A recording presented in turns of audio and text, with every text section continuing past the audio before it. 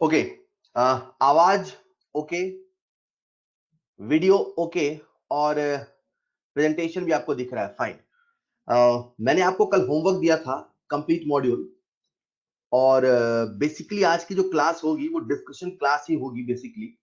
मतलब आज अपन डिस्कशन ही करेंगे, और किसी को अगर कोई टॉपिक का डाउट है वो सारे सवाल, मेरा टारगेट होगा कि आज हम मॉड्यूल के एक एक सवाल को खत्म करें। आज मैं नया टॉपिक स्टार्ट नहीं करूंगा, आपको पहले बता दूं। जो नया टॉपिक है वो कल से स्टार्ट होगा, ठीक है। मैं क्लास स्टार्ट करने के पहले आपको बता दूं कि today we are not going to start new topic, ठीक है। वो जो भी होगा वो कल आपको पता चल जाएगा। सो हम लोग कल बात कर रहे थे कंसंट्रेशन टर्म्स पे, ठीक है। तो पहले मैं आपसे पूछ लूं क्या क्या हो चुका है कंसंट्रेशन टर्म्स में। मैंने आपको बेसिकली बताया होगा molarity, molality, normality, strength of solution और मोल फ्रैक्शन, ठीक है। और ये भी कहा होगा कि अभी इनके फॉर्मूले याद करते हैं। जिन बच्चों को याद है उनके लिए बहुत अच्छी बात है, जिन बच्चों को याद नहीं था उनको याद होना चाहिए, टारगेट मेन ये था, ताकि सब एक इक्वल लेवल पे आ जाए, सबकी एक लेवलिंग हो जाए, है ना, कि सब उस इक्वल लेवल पे है। आता है नहीं आता, सबको कम से कम फॉर्मूला तो आता है। इनके ऊपर जो बहुत सारी बातें हैं, बहुत सारे सवाल हैं, ऑब्वियसली अपन करेंगे, बहुत सारे सवाल करेंगे। सो कंसंट्रेशन टर्म्स पे बात हो गई थी। क्या मैंने आपको ये फैक्ट बता दिया था कि कौन सी गैस कहां पर एब्जॉर्ब होती है? क्या मैंने आपको ये फैक्ट भी बता दिया था? अगर ये फैक्ट भी बता दिया होगा तो फिर अपन ने न्यूमेरिकल भी कर ही लिया होगा, ठीक है। ये न्यूमेरिकल भी कर लिया होगा, ऑलराइट। और विक्टर मेयर मेथड वाला सवाल भी कर लिया होगा। तो विक्टर मेयर मेथड वाला जो सवाल है उसमें मैंने आपसे कहा होगा कि बेटा आप लोग सवालों में टर्म सुन के घबराए मत करिए, अपने कंसेप्ट लगाइए, अपने लॉजिक लगाइए। आपको जो फैक्ट पता है उन्हीं फैक्ट के बेसिस पे सवाल करिए, ठीक है। तो ये विक्टर मेयर मेथड वाला सवाल पढ़ने कर लिया था। तो आज की क्लास बेसिकली हम करने जा रहे हैं डिस्कशन क्लास, ठीक है। लेकिन उसके पहले एक छोटा सा कंसंट्रेशन यूनिट में आपको और बता दूं, ठीक है।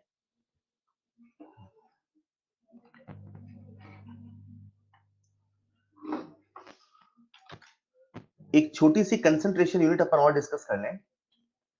एब्जॉर्ब वाले न्यूमेरिकल एक बार फिर से बता दीजिए। बिल्कुल बेटा, अभी लेते हैं, अभी लेते हैं, बिल्कुल लेते हैं, ठीक है। सारी बातें करेंगे, लेकिन एक मिनट, एक मिनट, सबका ध्यान चाहिए। सो हम लोग बात कर रहे थे कंसंट्रेशन टर्म्स पे। तो मैंने कहा कंसंट्रेशन को मेजर करने के लिए अपने सामने कई सारी कंसंट्रेशन यूनिट्स है ना। वैसे तो मैंने नाम बहुत सारे लिखे थे, लेकिन बातें कुछ यूनिट्स पे करी है, ओके। सो उन्हीं कंसंट्रेशन यूनिट्स की सीरीज में मैंने बाकी बैचेस बात करी, तो आपसे भी डिस्कस कर लेता हूँ। हमने आपसे बात करी मोलैरिटी क्या होता है, मोलैलिटी क्या होता है, नॉर्मेलिटी क्या होता है, स्ट्रेंथ ऑफ सॉल्यूशन क्या होता है, मोल फ्रैक्शन क्या होता है, राइट। इस पे अपन ने बात करी, और बेसिकली मेरा मतलब था आपको फॉर्मूला याद कराना मेन में। इनमें रिलेशन क्या है, इनमें कैसे सेवरल केसेस हैं, उनमें भी बात करने का समय नहीं है, ठीक है। सो ये तो था। यहीं पर एक कंसंट्रेशन यूनिट आता है परसेंट डब्ल्यू बाई डब्ल्यू। उसे अपन सिंपल परसेंट वेट लिख देते हैं, या सिंपल W बाई डब्ल्यू लिख देते हैं, या सिंपल उसे हम लोग बाई वेट लिख देते हैं। कभी भी न्यूमेरिकल में जब ये लिखा हो, इसका मतलब क्या है, इसका मीन क्या है, इसका फील क्या है, थोड़ा इस पे बात कर लेते हैं, ठीक है। तो देखो यार, ऐसे तो बहुत सारी यूनिट है। एक है परसेंट वेट, और ऐसे ही होता है परसेंट वॉल्यूम, मतलब V बाई वी। तो परसेंट वॉल्यूम लिखा मिले, या V बाई वी लिखा मिले, और बाई वॉल्यूम लिखा मिले। ऐसे ही कंसंट्रेशन यूनिट होता है W by V percent. W by V percent लिखा मिले, या वेट बाई वॉल्यूम लिखा मिले, या ऐसा कुछ भी लिखा मिले, ये होता क्या है? देखो आप एक रूल याद रखो। ऊपर, ये जो ऊपर है, जैसे मैं बात करूं W बाई डब्ल्यू का, है ना। तो ऊपर जो है, ऊपर का जो डाटा है, ये सॉल्यूट को रिप्रेजेंट करेगा। ये किसको रिप्रेजेंट करेगा? सॉल्यूट को। और जो ये नीचे का डाटा है, ये सॉल्यूशन को रिप्रेजेंट करेगा।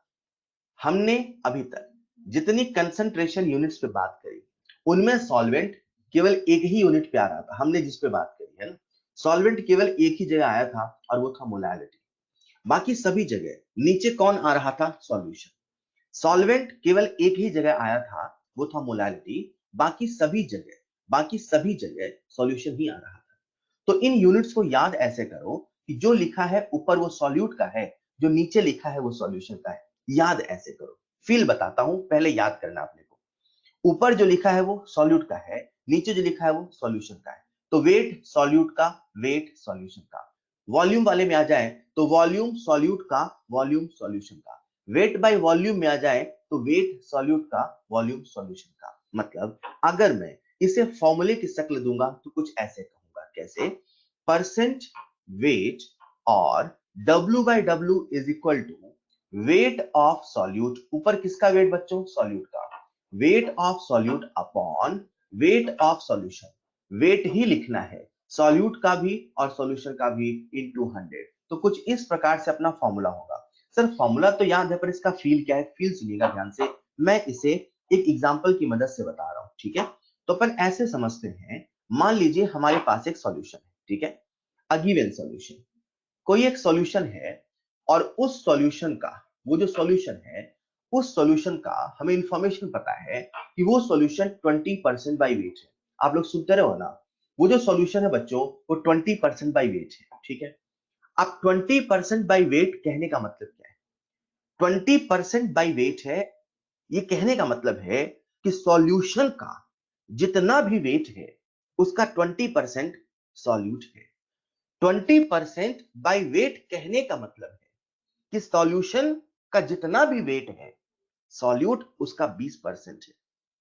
अगर यहीं पर मैं कहता 20% बाई वॉल्यूम, तो ये कहने का मतलब होता कि सॉल्यूशन का जितना भी वॉल्यूम है, समझिए मेरी बात को, बाई वॉल्यूम बोलता है, बाई वेट बोलता है। इसका मतलब जो मेजरमेंट है वो इस स्केल में हुआ है। 20% बाई वेट कह रहा है, इसका मतलब सॉल्यूशन का जो भी वेट है उसका 20% सॉल्यूट है। 20% बाई वॉल्यूम कह रहा मतलब सॉल्यूशन जितना भी है उसका 20% सॉल्यूट है। अभी फिलहाल ये 20% बाई वेट बोला है, तो मैंने कहा सॉल्यूशन जितना भी है सॉल्यूट उसका 20% है। तो इसका इंटरप्रिटेशन अपन ऐसे निकालेंगे, कैसे, मान लेते हैं, है ना, सपोज, अगेन मैंने क्या बोला, ये हम सपोज कर रहे हैं, सपोज सॉल्यूशन इज 100 ग्राम। अगर सॉल्यूशन 100 ग्राम है, मैंने नहीं कहा कि सॉल्यूशन 100 ग्राम, मैंने कहा अगर सॉल्यूशन 100 ग्राम, मैंने नहीं कहा कि सॉल्यूशन 100 ग्राम है, मैंने कहा अगर सॉल्यूशन 100 ग्राम है। ये कंडीशन है, ये रिलेटिव है, इस पर इतना है, एब्सोल्युटली इतना नहीं है।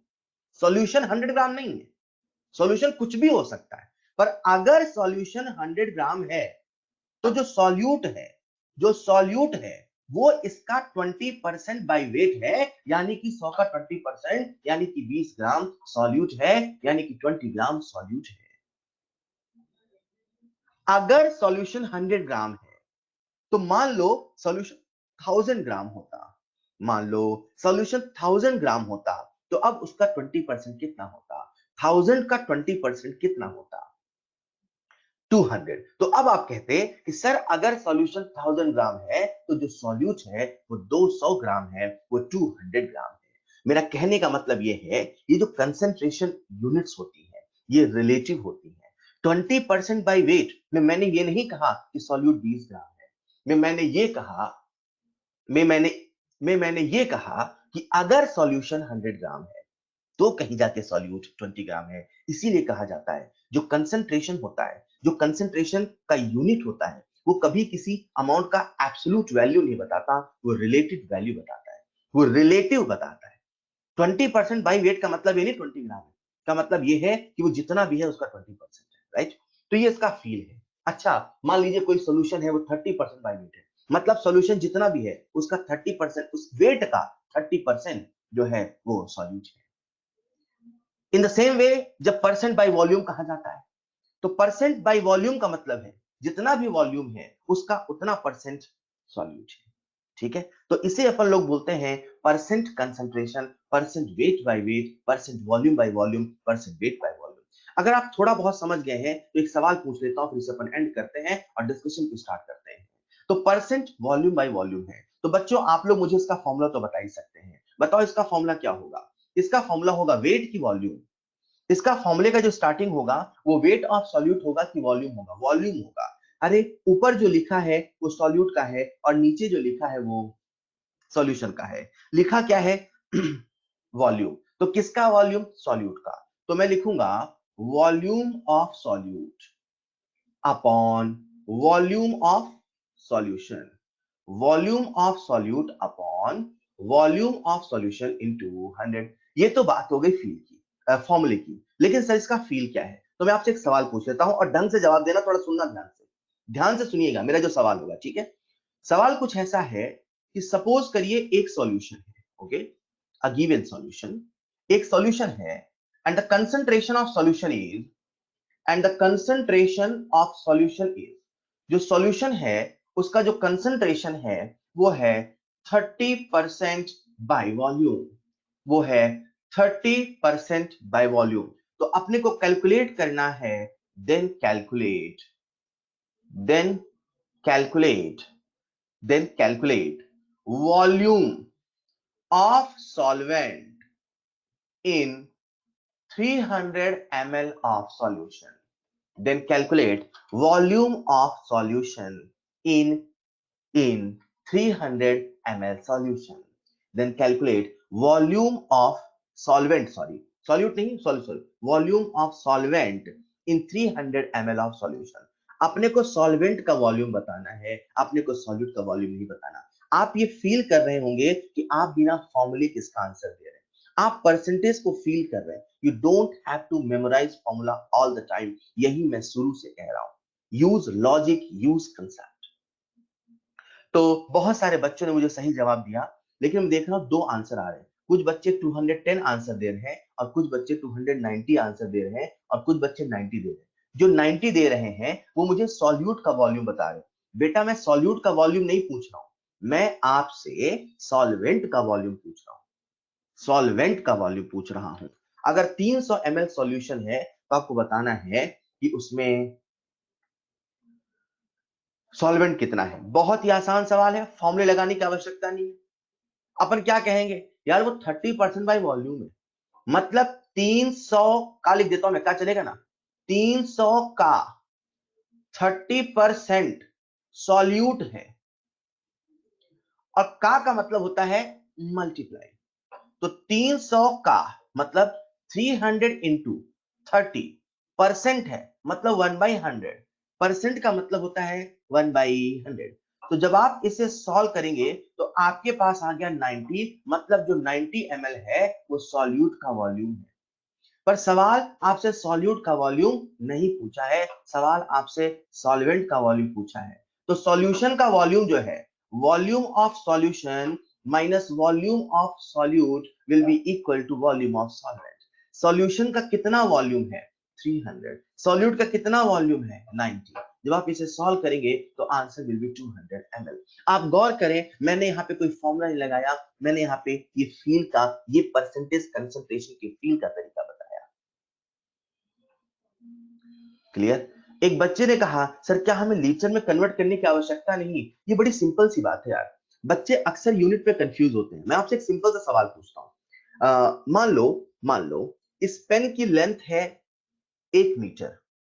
मान लो, मैंने बोला है ना, मान लो इस पेन की लेंथ है 1 मीटर, ठीक है। तो मैं मीटर और किलोग्राम को माइनस करूं तो क्या कोई तुक बनता है? मीटर और किलोग्राम को क्या अपन माइनस कर सकते हैं? क्या मीटर और किलोग्राम को ऐड कर सकते हैं? क्या मीटर और किलोग्राम को ऐड कर सकते हैं? क्या माइनस कर सकते हैं?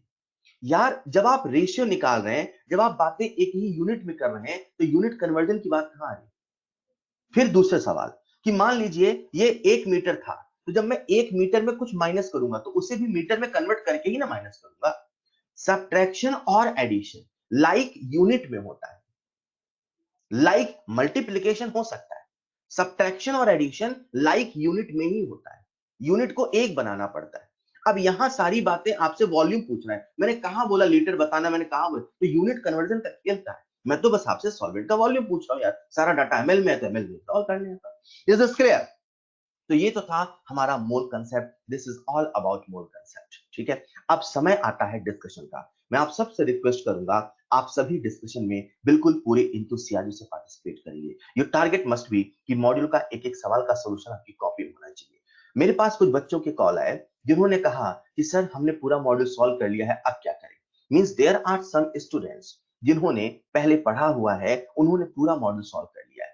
सो what you have to do, आप मेरे साथ देखेंगे, अगर कोई डाउट है ठीक है उसे सॉल्व करेंगे, अदरवाइज आप एनसीईआरटी सॉल्व करें। बट ये जो क्लास है वो डिस्कशन के लिए है, ताकि जो मैंने आपसे वो सॉल्यूशन कॉपी का वादा किया है, उस सॉल्यूशन कॉपी में एक एक सवाल का सॉल्यूशन जरूर होना चाहिए। ये आदत आपकी पहले दिन से पड़ जानी चाहिए, जो अंत तक पड़ी होगी कुछ समय के बाद इसका फल दिखना शुरू होगा। पढ़ाई बहुत तसल्ली का काम है, पढ़ाई एक दिन का काम नहीं है। आप जब इस प्रोसेस को एक लंबे समय तक रिपीट करोगे, देन यू विल रियलाइज आपके अंदर एक चेंज है, आपके रिजल्ट में चेंज है, आपके मार्क्स में चेंज है आफ्टर सम टाइम। सो हम इस आदत को मेंटेन करने के लिए शुरू करते हैं डिस्कशन में। बिल्कुल स्टार्टिंग से डिस्कशन करूंगा। पॉइंट नंबर 1, सभी को डिस्कशन में पार्टिसिपेट करना है। विक्टर मेयर वाला प्रॉब्लम बताना सर फिर से, ठीक है। एक बच्चे ने, अच्छा जब आप डाउट पूछेंगे तो मैं एक नंबर बोलूंगा, सुनो जरा ध्यान से। एक साथ जब आप टाइप कर दोगे ना तो हमें वो दिखेगा नहीं। तो जब मैं बोलूं 1 to 5 तो एक एक करके टाइप कर देना है, ठीक है। मैं बोलूं नेक्स्ट तो ही नेक्स्ट टाइप करना है, ठीक है। रेस का भी होगा, रेस का यहां नहीं होगा। मैं आपको एक टाइम बताऊंगा, उस टाइम पे आप मुझसे कॉल करके भी पूछ सकते हैं डाउट, ठीक है।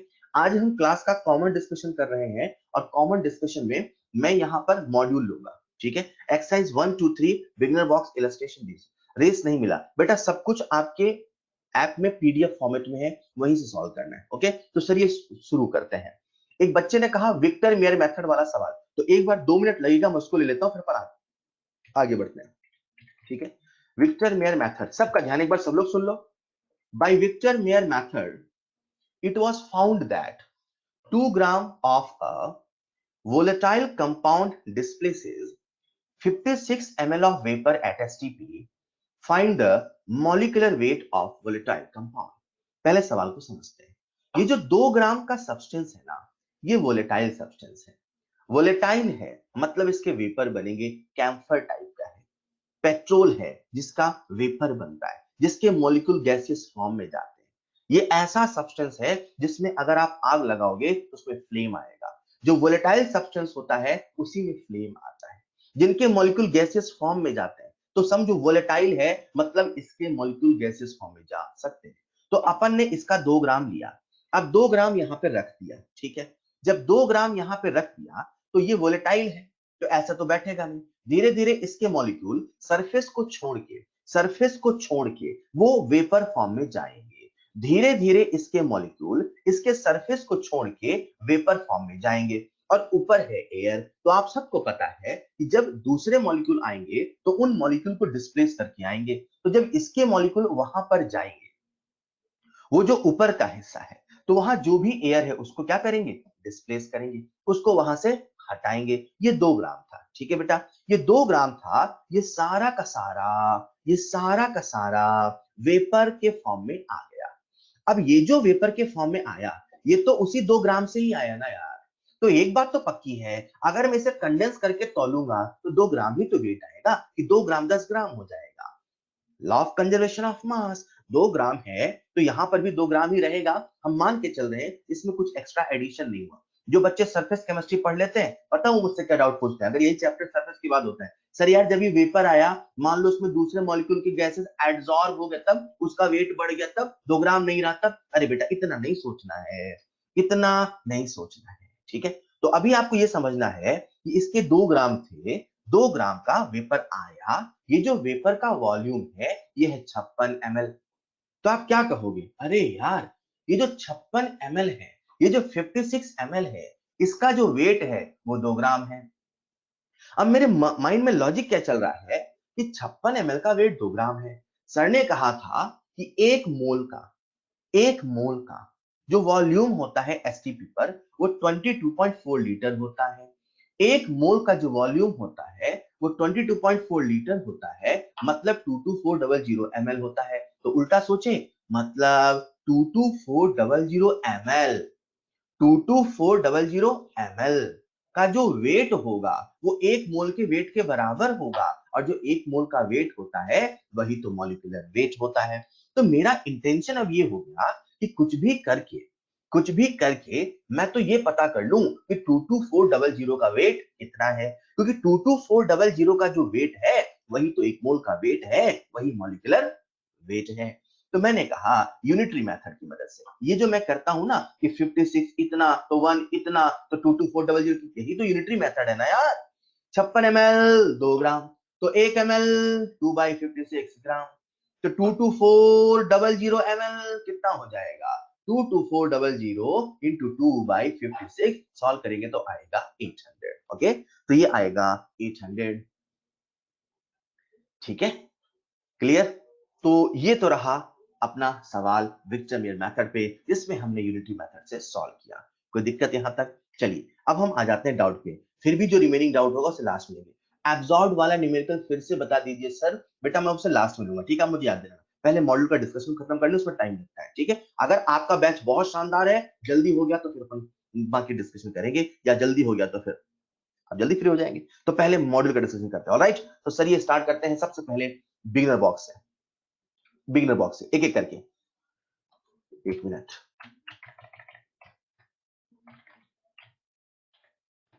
ऑलराइट। तो अपन स्टार्ट करने जा रहे हैं discussion, start from beginner box. Beginner box 1, किसी कोई डाउट?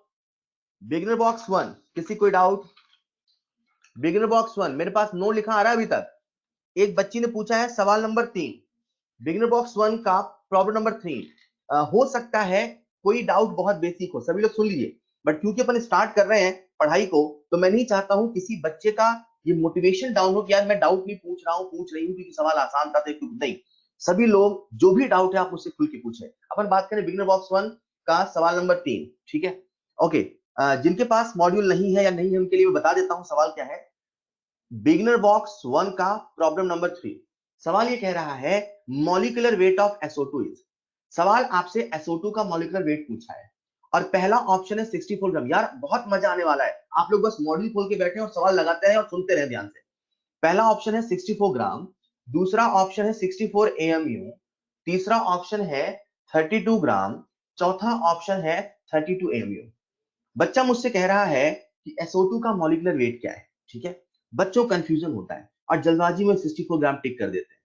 यार आप समझिए चीज को, सवाल आपसे मॉलिक्यूलर वेट पूछा है, सवाल आपसे मॉलिक्यूलर वेट पूछा है, सवाल आपसे एक मॉलिक्यूल का वेट पूछा है।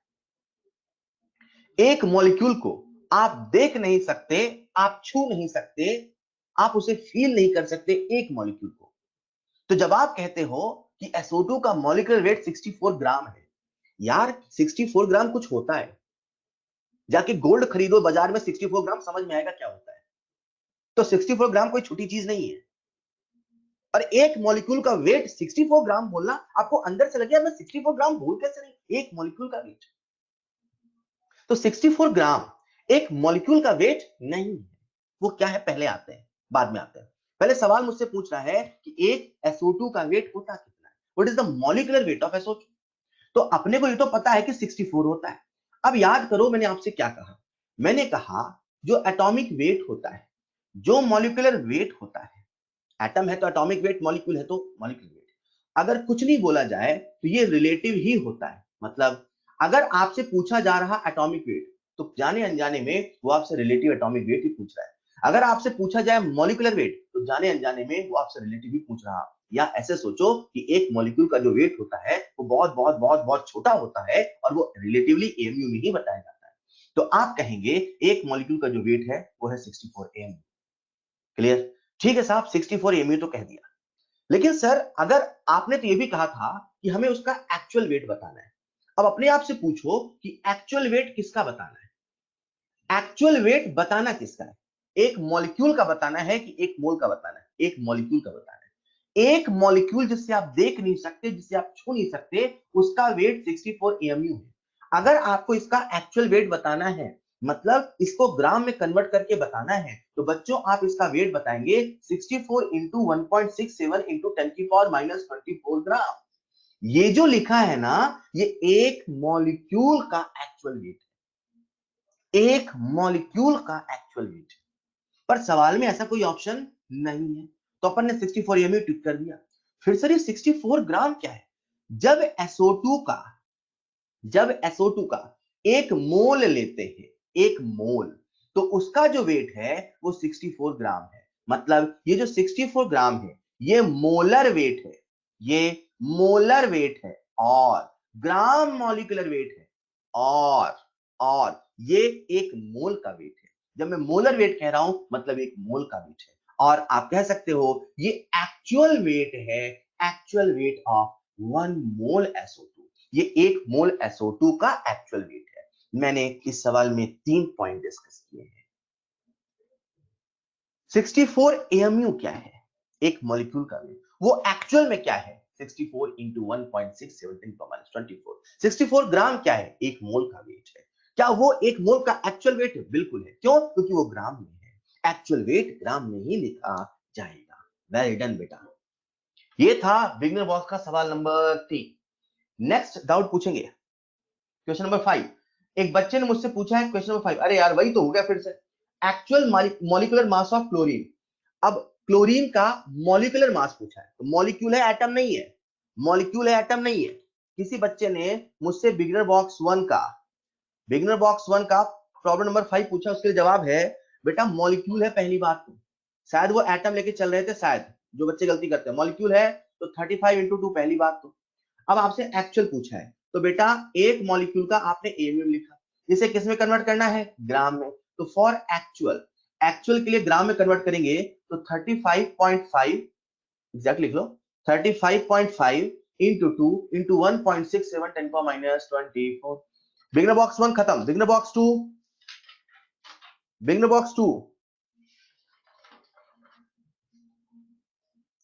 एक मिनट सब लोग रुकेंगे, टाइम नहीं करेंगे। एक बच्चे को डाउट आ रहा है सर ये एटॉमिक वेट मॉलिक्यूलर वेट क्या है? क्या कर रहे हो यार? एटम है तो एटॉमिक वेट, मॉलिक्यूल है तो मॉलिक्यूलर वेट।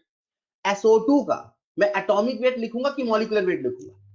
SO2 का एटॉमिक वेट लिखूंगा कि मॉलिक्यूलर वेट लिखूंगा? SO2 का मॉलिक्यूल है ना SO2, उसमें एटम कौन है? एक सल्फर एटम है, एक ऑक्सीजन एटम है।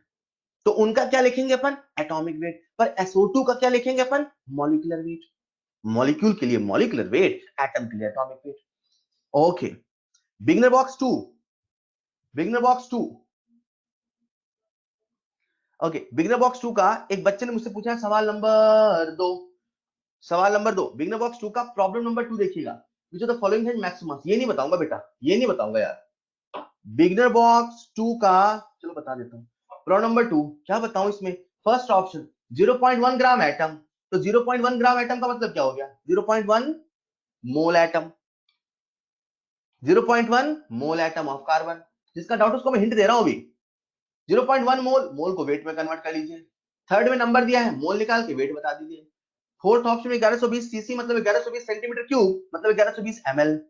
तो अपने को वॉल्यूम पता है, वॉल्यूम से मोल निकल जाएगा, उससे वेट आ जाएगा। जिसका डाउट था उसको मैंने हिंट दिया है, वो अटेम्प्ट करेंगे। किसी बच्चे ने मुझसे पूछा प्रॉब्लम नंबर 3 बिगनर बॉक्स 2 का नंबर 3। यार बेटा क्या कर रहे हैं यार? 18 ml of water, 18 ml of water. जिसका डाउट है सुनिएगा, हाँ ये कई बच्चों का डाउट होता है, सब लोग सुन लो जिनका डाउट है। 18 ml ऑफ वाटर, तो वाटर का 18 ml है। 18 ml यानी कि 18 ग्राम।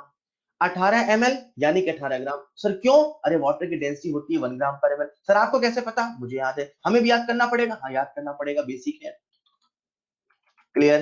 18 ग्राम। 18 ग्राम कौन है? पानी। तो बोलो कितने मोल?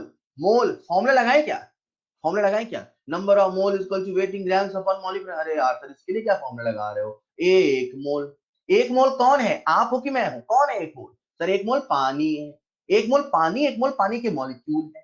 These are the molecules of water। कितने? 1 मोल। मतलब कितने? Na। पर हमसे पूछा क्या? इलेक्ट्रॉन। इलेक्ट्रॉन किस में? वाटर में। चलो एक वाटर को फोकस करते हैं, H2। तो H2O के एक मॉलिक्यूल में 1 मॉलिक्यूल नहीं लिखा क्या? क्लियर?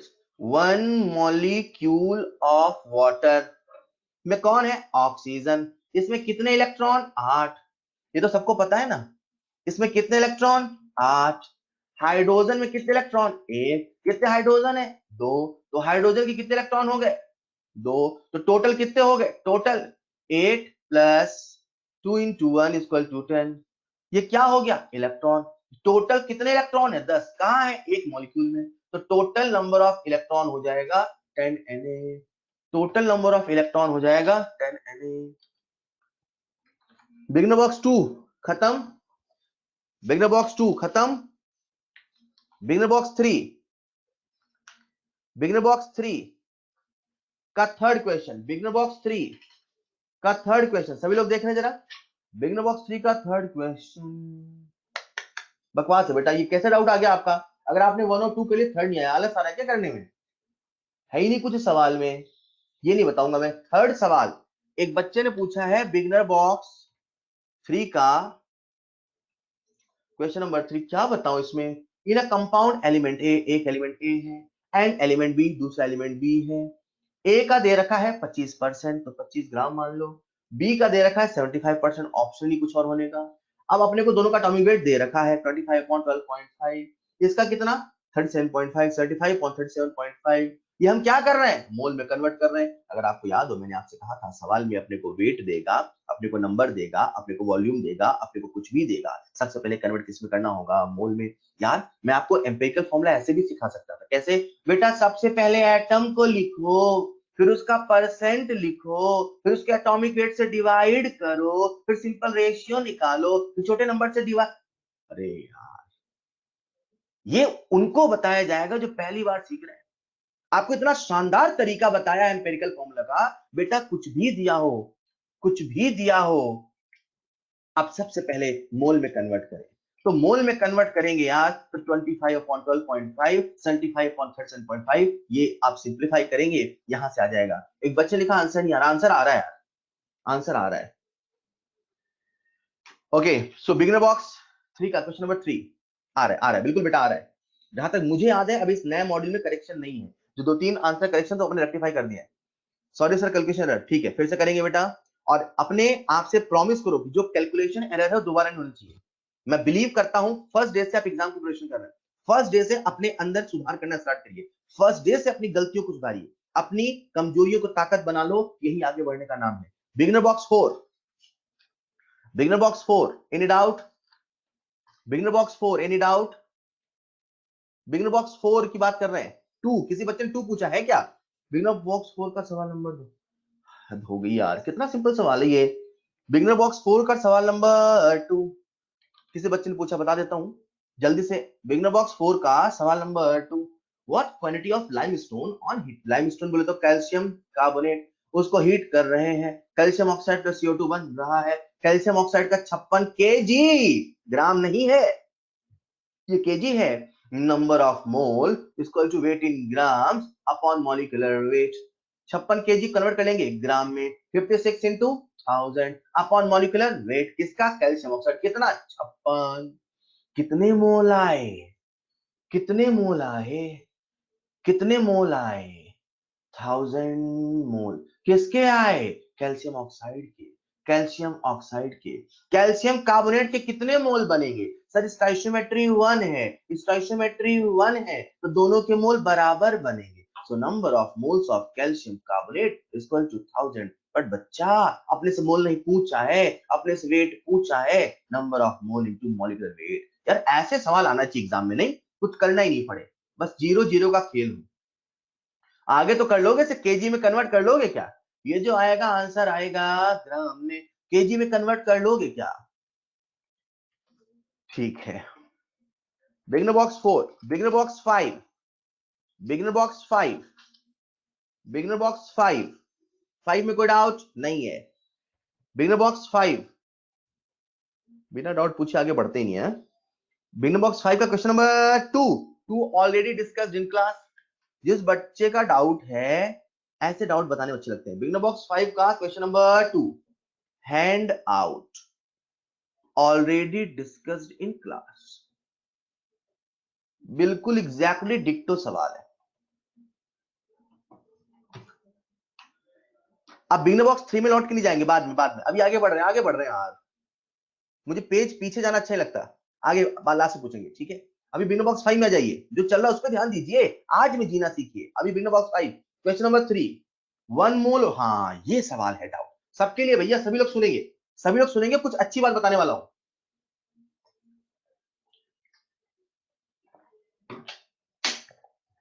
मैं आपसे डिस्कस कर रहा हूं बिगिनर बॉक्स 5 का क्वेश्चन नंबर 3, बड़ा बढ़िया सवाल है।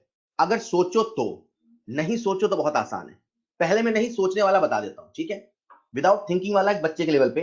1 मोल O2, 1 मोल O2, तो 1 मोल O2 है, मतलब 32 ग्राम। मैं कह रहा हूं आप में से बहुत सारे बच्चों ने सोचा, सब लोग सुनिएगा, 32 ग्राम O2 है, ठीक है। 1 मोल O2 यानी कि 32 ग्राम O2, ओके, ठीक है। अब ऑप्शन में अपने से ग्राम इक्विवेलेंट पूछा है, तो बच्चा क्या करेगा, gram equivalent is equal to weight upon equivalent weight. Weight कितना दे रखा है 32। ऑक्सीजन का इक्विवेलेंट वेट कितना होता है 8। तो आंसर आ जाएगा 4 ग्राम इक्विवेलेंट। बच्चा आंसर टिक करता है फर्स्ट, खुश हो जाता है।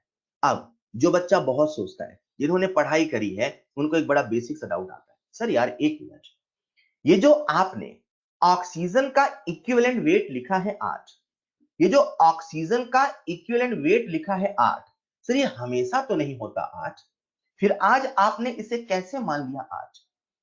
ऑक्सीजन का इक्विवेलेंट वेट 8 तब होता है जब वो ऑक्साइड से बनता है। ऑक्सीजन का इक्विवेलेंट वेट 8 तब होता है when it is formed from oxide, जब वो ऑक्साइड से बनता है। मेरा कहने का मतलब क्या है, ये है कि ऑक्साइड से जब बनता है O2, ऑक्साइड से जब बनता है O2, तो यहां पर जो एन फैक्टर होता है that is total change in oxidation number होता है। मैं आपसे बताऊंगा, अगर यही सवाल एग्जाम में आया होता तो क्या आंसर होता? Total change in oxidation number होता है, ठीक है। तो इसके केस में एन फैक्टर कितना जाता है 4। तो आपको निकालना होता है O2 का इक्विवेलेंट वेट। तो आप कहते हैं इसका जो इक्विवेलेंट वेट है वो क्या होगा 32/4, बोले तो 8।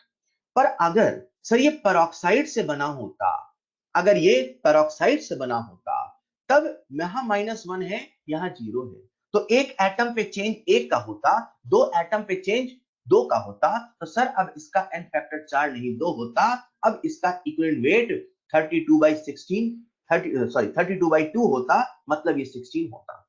जाने अनजाने में जब हम ये मोल कंसेप्ट पढ़ते हैं, जो some basic concept of chemistry है, यहां बेसिक बातें ही बताई जाती हैं, तो आप इसे जाने अनजाने में ऑक्साइड से बना हुआ मान के 8 लिख देते हो। लेकिन आप सब जानते हो, आपने पूरा सिलेबस एक बार पढ़ा है कि हमेशा ऑक्साइड से O2 बने कोई जरूरी नहीं है, वो पेरोक्साइड से भी बन सकता है।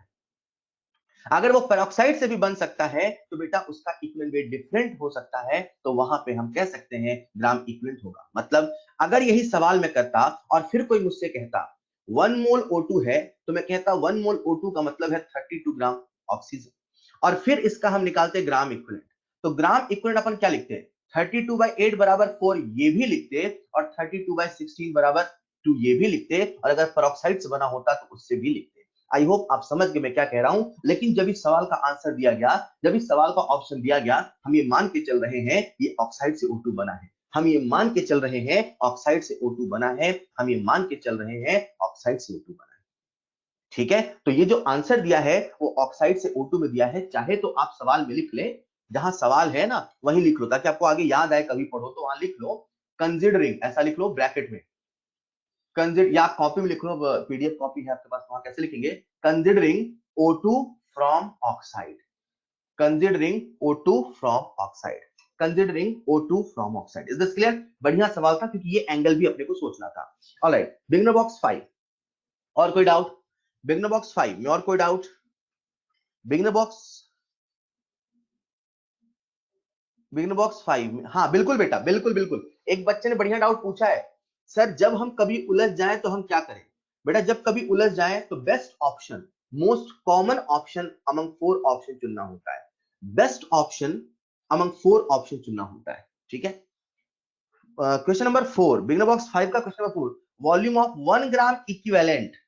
यार 1 ग्राम इक्विवेलेंट है, तो 1 ग्राम इक्विवेलेंट का पहले आप वेट निकाल लीजिए। 1 ग्राम equivalent of hydrogen at NTP है ना। मैं बिगिनर बॉक्स 5 का क्वेश्चन नंबर 4 ले रहा हूं। हाइड्रोजन का दे रखा है 1 ग्राम इक्विवेलेंट। अपन सब जानते हैं ग्राम इक्विवेलेंट इक्वल टू होता है वेट अपॉन इक्विवेलेंट वेट। अभी बहुत सारी अच्छी अच्छी बातें आएंगी इस डिस्कशन में, please be part of this discussion. Wait upon equivalent wait, तो अपने को यहां से निकाल लेना है वेट।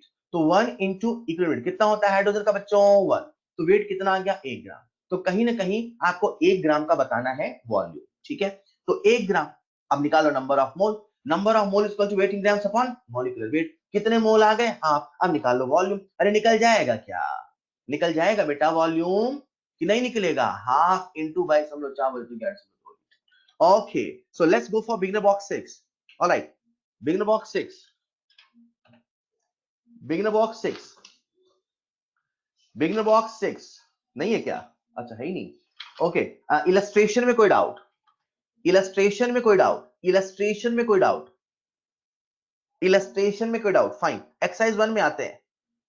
एक्सरसाइज 1, एक्सरसाइज 1 जैसे बोलूं वैसे बताना, एक साथ मत टाइप करना वरना कंफ्यूजिंग हो जाएगा। एक्सरसाइज 1 में आइए, 1 to 5, एक्सरसाइज 1, 1 to 5, 1 to 5। एक बच्चे ने पूछा है क्वेश्चन नंबर 4। अब रुक जाओ, मैं पहले क्वेश्चन 4 डिस्कस कर लूं। एक्सरसाइज 1 का बेसिक है, तब तक बाकी लोग सवाल सॉल्व करते रहे। एक्सरसाइज 1 का क्वेश्चन नंबर 4, क्या बोला है? The number of atoms present in 0 point, यार बेटा फिर से गलती कर दी आपने, 0.5 ग्राम एटम बोला है ना, इसका मतलब ये 0.5 मोल है। दिमाग में बैठाओ, बार बार बारंबार रिपीट करो, ग्राम एटम का मतलब मोल है, ग्राम एटम का मतलब मोल है, ग्राम एटम का मतलब मोल है। इसी को सोचो, इसी को गाओ, याद हो जाएगा। 5 अप टू 10, 10 तक बेटा आगे कर लोगे ना फोर्थ वाला सवाल, मोल से अब तो बन जाएगा। Up to 10, 6। एक बच्चे ने पूछा सवाल नंबर 6, मैं समझ रहा हूं सवाल नंबर 6 बच्चे मुझसे डाउट क्यों पूछते हैं, मतलब आपको तो चुल्लू भर पानी में तैरना चाहिए। आपने मुझसे सवाल नंबर 6 डाउट पूछा है, चुल्लू भर पानी में आप तैरिए। सवाल कह रहा है number of neutrons, number of neutrons. एक बात बताओ बच्चों सभी लोग, हाइड्रोजन में कितने न्यूट्रॉन होते हैं? हाइड्रोजन में कितने न्यूट्रॉन होते हैं? जिनका डाउट था वो बताएंगे। ये कुछ बच्चे लिख रहे हैं 1, एक तो 7 लिख दिया, न्यूट्रॉन की फैक्ट्री हाइड्रोजन। यार हाइड्रोजन में न्यूट्रॉन 0 होते हैं। जो बच्चे इसका आंसर गलत पा रहे हैं वो इसलिए पा रहे हैं क्योंकि वो ऐसे करते हैं, नाइट्रोजन का लिखते हैं और हाइड्रोजन का भी 3 ऐड कर देते नंबर ऑफ न्यूट्रॉन, तो बोलते हैं आंसर नहीं आ रहा है। हाइड्रोजन में न्यूट्रॉन नहीं होता, जिनसे मेरा बन जाएगा 10 तक, 10 तक मैंने हिंट दे दिया, बन जाएगा ना अब 10 तक। Exercise 1 question number 9, sum of proton electron and neutron in. बेटा यार फिर से वही सवाल, फिर से वही सवाल हो गया ये तो, sum of proton electron and neutron. तो सबसे पहले एक एटम में, एक एटम में, एक कार्बन के एटम में आप इलेक्ट्रॉन, प्रोटॉन और न्यूट्रॉन का नंबर निकालिए ना, एक में निकालिए। 12 ग्राम है मतलब 1 मोल है, मतलब Na है। तो कितने इलेक्ट्रॉन है? 6 इलेक्ट्रॉन। कितने प्रोटॉन है? 6 प्रोटॉन। कितने न्यूट्रॉन है? 6 न्यूट्रॉन। सर ये आपको कैसे पता चल जाता है सर?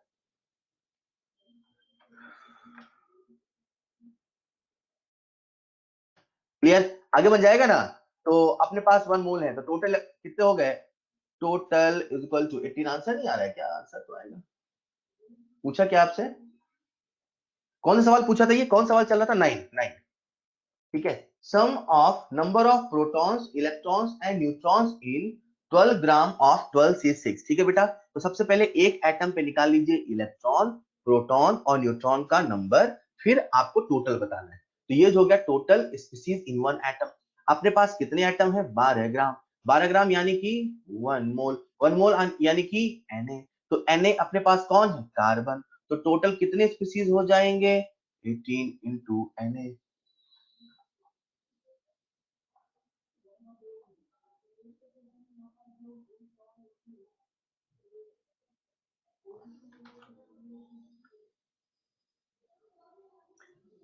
एक बच्चे ने मुझसे डाउट पूछा है, सर अगर क्वेश्चन में ऑक्सीजन लिखा है तो O या O2 में से क्या कंसीडर करेंगे? ये बहुत कॉमन डाउट है, सब लोग सुन लीजिए, इसे मैं कॉमन डाउट की कैटेगरी में लिखता हूं कि सर अगर ऑक्सीजन लिखा है तो उसे क्या मानेंगे? अगर किसी प्रॉब्लम में कुछ स्पेसिफाइड नहीं है और किसी गैस की बात हो रही है, जैसे ऑक्सीजन की बात हो रही, O2 ही मानेंगे। नाइट्रोजन की बात हो रही, N2 ही मानेंगे। If nothing specified, if nothing is specified, ठीक है। हाँ, अगर वो कहीं सवाल में इनडायरेक्टली बोल दे एटम, कहीं वो सवाल में इनडायरेक्टली कोई हिंट दे दे या ऑप्शन में ऐसा कुछ लिखा हो तो फिर आपको समझना पड़ेगा। बट अदरवाइज जब केवल गैसेस का नाम लिया जाता है ना, तो किसी भी सब्सटेंस का रूल एक्चुअली ये नहीं, रूल ये है, जैसे मैंने आपसे कहा मैंने कहा कार्बन, जब कभी किसी एलिमेंट का डिस्कशन, जब कभी किसी एलिमेंट का जिक्र होता है तो सबसे पहले उसका मोस्ट स्टेबल फॉर्म आता है।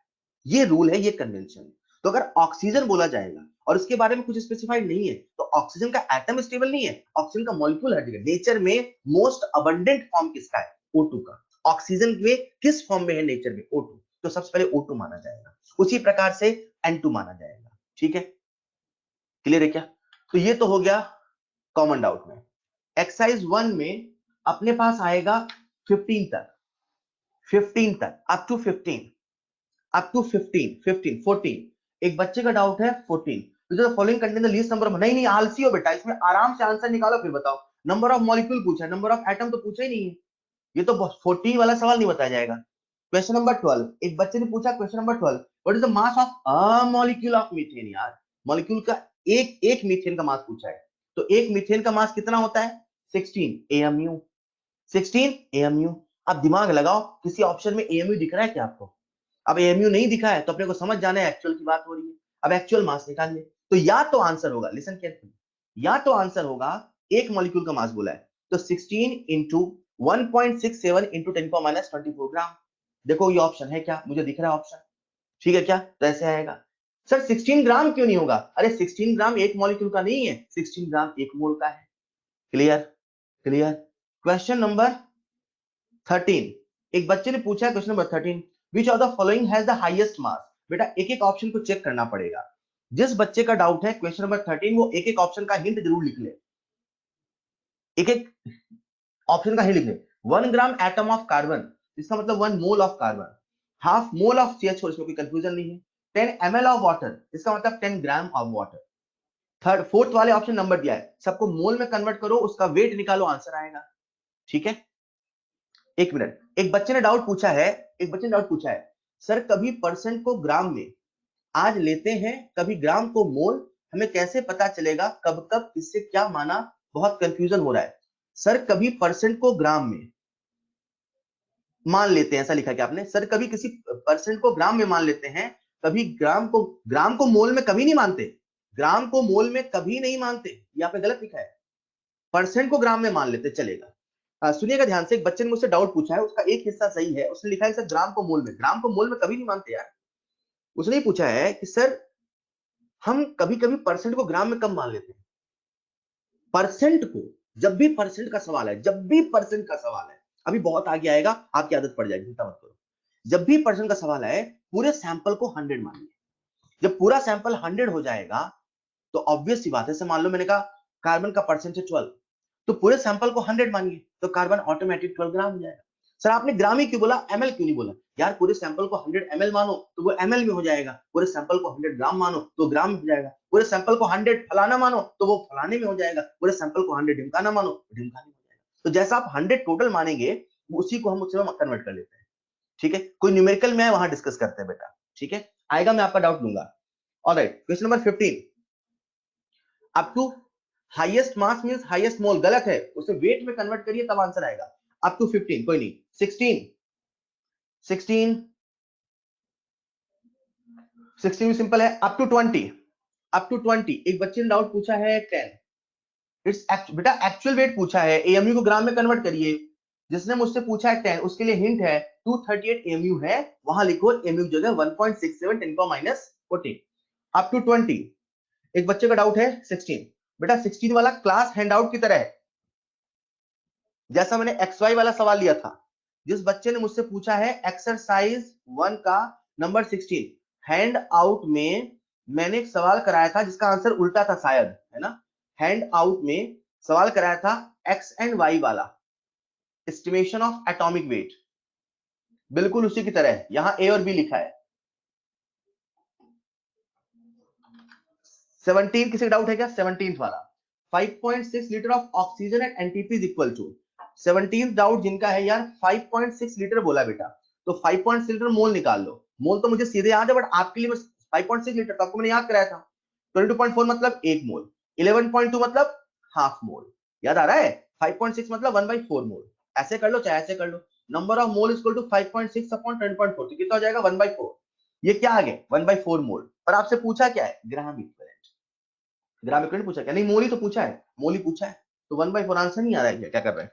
अप टू 20, ठीक है। 21, एक बच्चे ने मुझसे डाउट पूछा 21 नहीं बताऊंगा, जो 21 वाला सवाल है, 21 एक्सरसाइज 1 का क्वेश्चन नंबर 21। देखिए यार, एक बार में सवाल नहीं बने तो दोबारा अटेम्प्ट किया जाता है, सवाल नहीं बनने पर तुरंत पूछा नहीं जाता है, एक बार में सवाल नहीं बने उसे दोबारा अटेम्प्ट किया जाता है। आपको मैं एक सच्चाई बताता हूँ और आप ऑब्जर्व करिएगा, अगर आप मॉर्निंग में सॉल्व करो और पढ़ के सॉल्व करो, तब वो नहीं, ऐसा नहीं बेटा पढ़ के सॉल्व करने बैठ गए, पढ़ के सॉल्व करो, मॉर्निंग में नहीं बना, आप शाम को फिर अटेम्प्ट करो, कई बार 50% सवाल बन जाते हैं, कई बार स्ट्राइक कर जाता है। तो ऐसा जरूर क्या करिए। क्वेश्चन नंबर 27 तक, क्वेश्चन नंबर 27 तक, एक्सरसाइज 1 क्वेश्चन नंबर 22, एक बच्चे का डाउट है 22, जिसका डाउट 22 है बेटा हैंड आउट चेक करेंगे। हैंड आउट में मैंने NOx वाला सवाल कराया है। क्वेश्चन नंबर 22 जिसका डाउट है उसके लिए NOx वाला सवाल हैंड आउट में है। क्वेश्चन नंबर 24 जिसका डाउट है 24, the volume of a gas in discharge tube is this, the number of molecule of gas. क्या कर रहे हो बेटा यार, वॉल्यूम दिया है, नंबर ऑफ मॉलिक्यूल पूछा है, तो मोल निकाल के नहीं निकाल लोगे। जिसका डाउट है 24, वॉल्यूम गिवन है, उससे मोल निकाल लो, वॉल्यूम अपॉन 22400 ml। सर आपने ये क्यों लगाया, अरे भैया वॉल्यूम ml में किसी भी ml करोगे ना। उसके बाद आपसे पूछा क्या है, नंबर, इनटू कर दे Na, साफ साफ 1.12 है, आंसर दिख रहा है, हाफ है, हाफ मोल है, मतलब इसका भी हाफ होगा, आंसर सिंपल है 25। एक बच्चे का डाउट है 25, बेटा 3.1 मिलीग्राम है, जिसका भी डाउट है 25। 25 कितने लोगों का डाउट है, रेज योर हैंड। 25 कितने लोगों का डाउट है, रेज योर हैंड। 25 कितने लोगों का डाउट है, रेज योर हैंड। दो बच्चों ने हाथ खड़े किए हैं। 25 जिनका डाउट है, मतलब इतनी क्लास में दो बच्चों से 25 सवाल नहीं बना। Number of electrons in 3.1 milligram, यार ये मिलीग्राम है, इसे किस में कन्वर्ट कर लोगे, ग्राम में, 10⁻³ ग्राम, वेट आ गया। ठीक है साहब, नंबर ऑफ मोल्स निकाल लो, तो number of mole equal to weight in grams upon molecular weight, किसका, नाइट्रेट आयन का। तो नाइट्रेट आयन का molecular weight of nitrate ion, number of moles आ गए। पर सवाल आपसे मोल नहीं पूछा है, सवाल आपसे क्या पूछा है, नंबर ऑफ इलेक्ट्रॉन। तो नाइट्रेट आयन में इलेक्ट्रॉन निकालिए। मैं देख रहा हूं जितने भी इलेक्ट्रॉन प्रोटॉन वाले सवाल आपसे नहीं बन रहे, तो आप लोग जब एटॉमिक स्ट्रक्चर में आओगे ना, वहां ये सवाल आएगा, ठीक है, वहां पर सवाल करेंगे, calculate total number of electron proton neutron. आपको इलेक्ट्रॉन प्रोटॉन न्यूट्रॉन निकालना नहीं आ रहा, इसलिए गलती आ रही। इसमें इलेक्ट्रॉन निकालना है। नाइट्रोजन में कितना इलेक्ट्रॉन है, नाइट्रोजन में 7। ऑक्सीजन में कितने हैं, 8। कितने ऑक्सीजन है, 3। तो टोटल कितने हो गए, टोटल हो गए 24। ठीक है क्या, फिर माइनस है तो एक ऐड भी होगा, माइनस है ना, मतलब एक इलेक्ट्रॉन एक्स्ट्रा है। तो कितना हो गया, टोटल इक्वल टू 7 + 24 + 1। पुरानी मॉड्यूल से क्वेश्चन वेरी कर रहे हैं, बिल्कुल कर रहे हैं, बिल्कुल कर रहे हैं। मैं नए मॉड्यूल डिस्कस कर रहा हूं, मैं आपके पीडीएफ से डिस्कस कर रहा हूं। 28, एक बच्चे ने डाउट पूछा है 28, यार 28 वाला बच्चे क्यों पूछ रहे हैं, मॉर्निंग में पूछा था, तो बहुत आसान है यार, एक्स और वाई है। मैं एक्सरसाइज 1 का क्वेश्चन नंबर 28 ले रहा हूं, सब लोग देखिएगा। एक्स और वाई है, एक्स का अपने को इक्वल मास दे रखा है, तो इक्वल मास है, मतलब जितना मास एक्स का है उतना मास वाई का है। तो मान लो कोई मास है, मान लो कोई वेट है, सवाल कह रहा है कि एक्स और वाई का जो वेट है वो इक्वल है, तो ले लो 1 और 1। अब यार अपने को क्या निकालना है, एम्पेरिकल फॉर्मूला, कितना आसान है। ये अपन ने क्या मान लिया, वेट, ये क्या मान लिया, ग्राम। सर ने कहा था कुछ भी दिया हो सबसे पहले किस में कन्वर्ट करना है, मोल में। तो 1/30, 1/20, वाई का दे रखा है 20, इसे सिंपल रेशियो नहीं कन्वर्ट कर लोगे, बिल्कुल कर लोगे, आंसर भी आपका आ जाएगा। क्वेश्चन नंबर 27, जिस बच्चे का डाउट है क्वेश्चन नंबर 27, उसके लिए हैंड आउट में मैंने एक सवाल कराया था, इसमें कार्बन डॉट वाला सवाल था, कार्बन डॉट वाला सवाल बिल्कुल उसी की तरह है, बिल्कुल उसी की तरह है।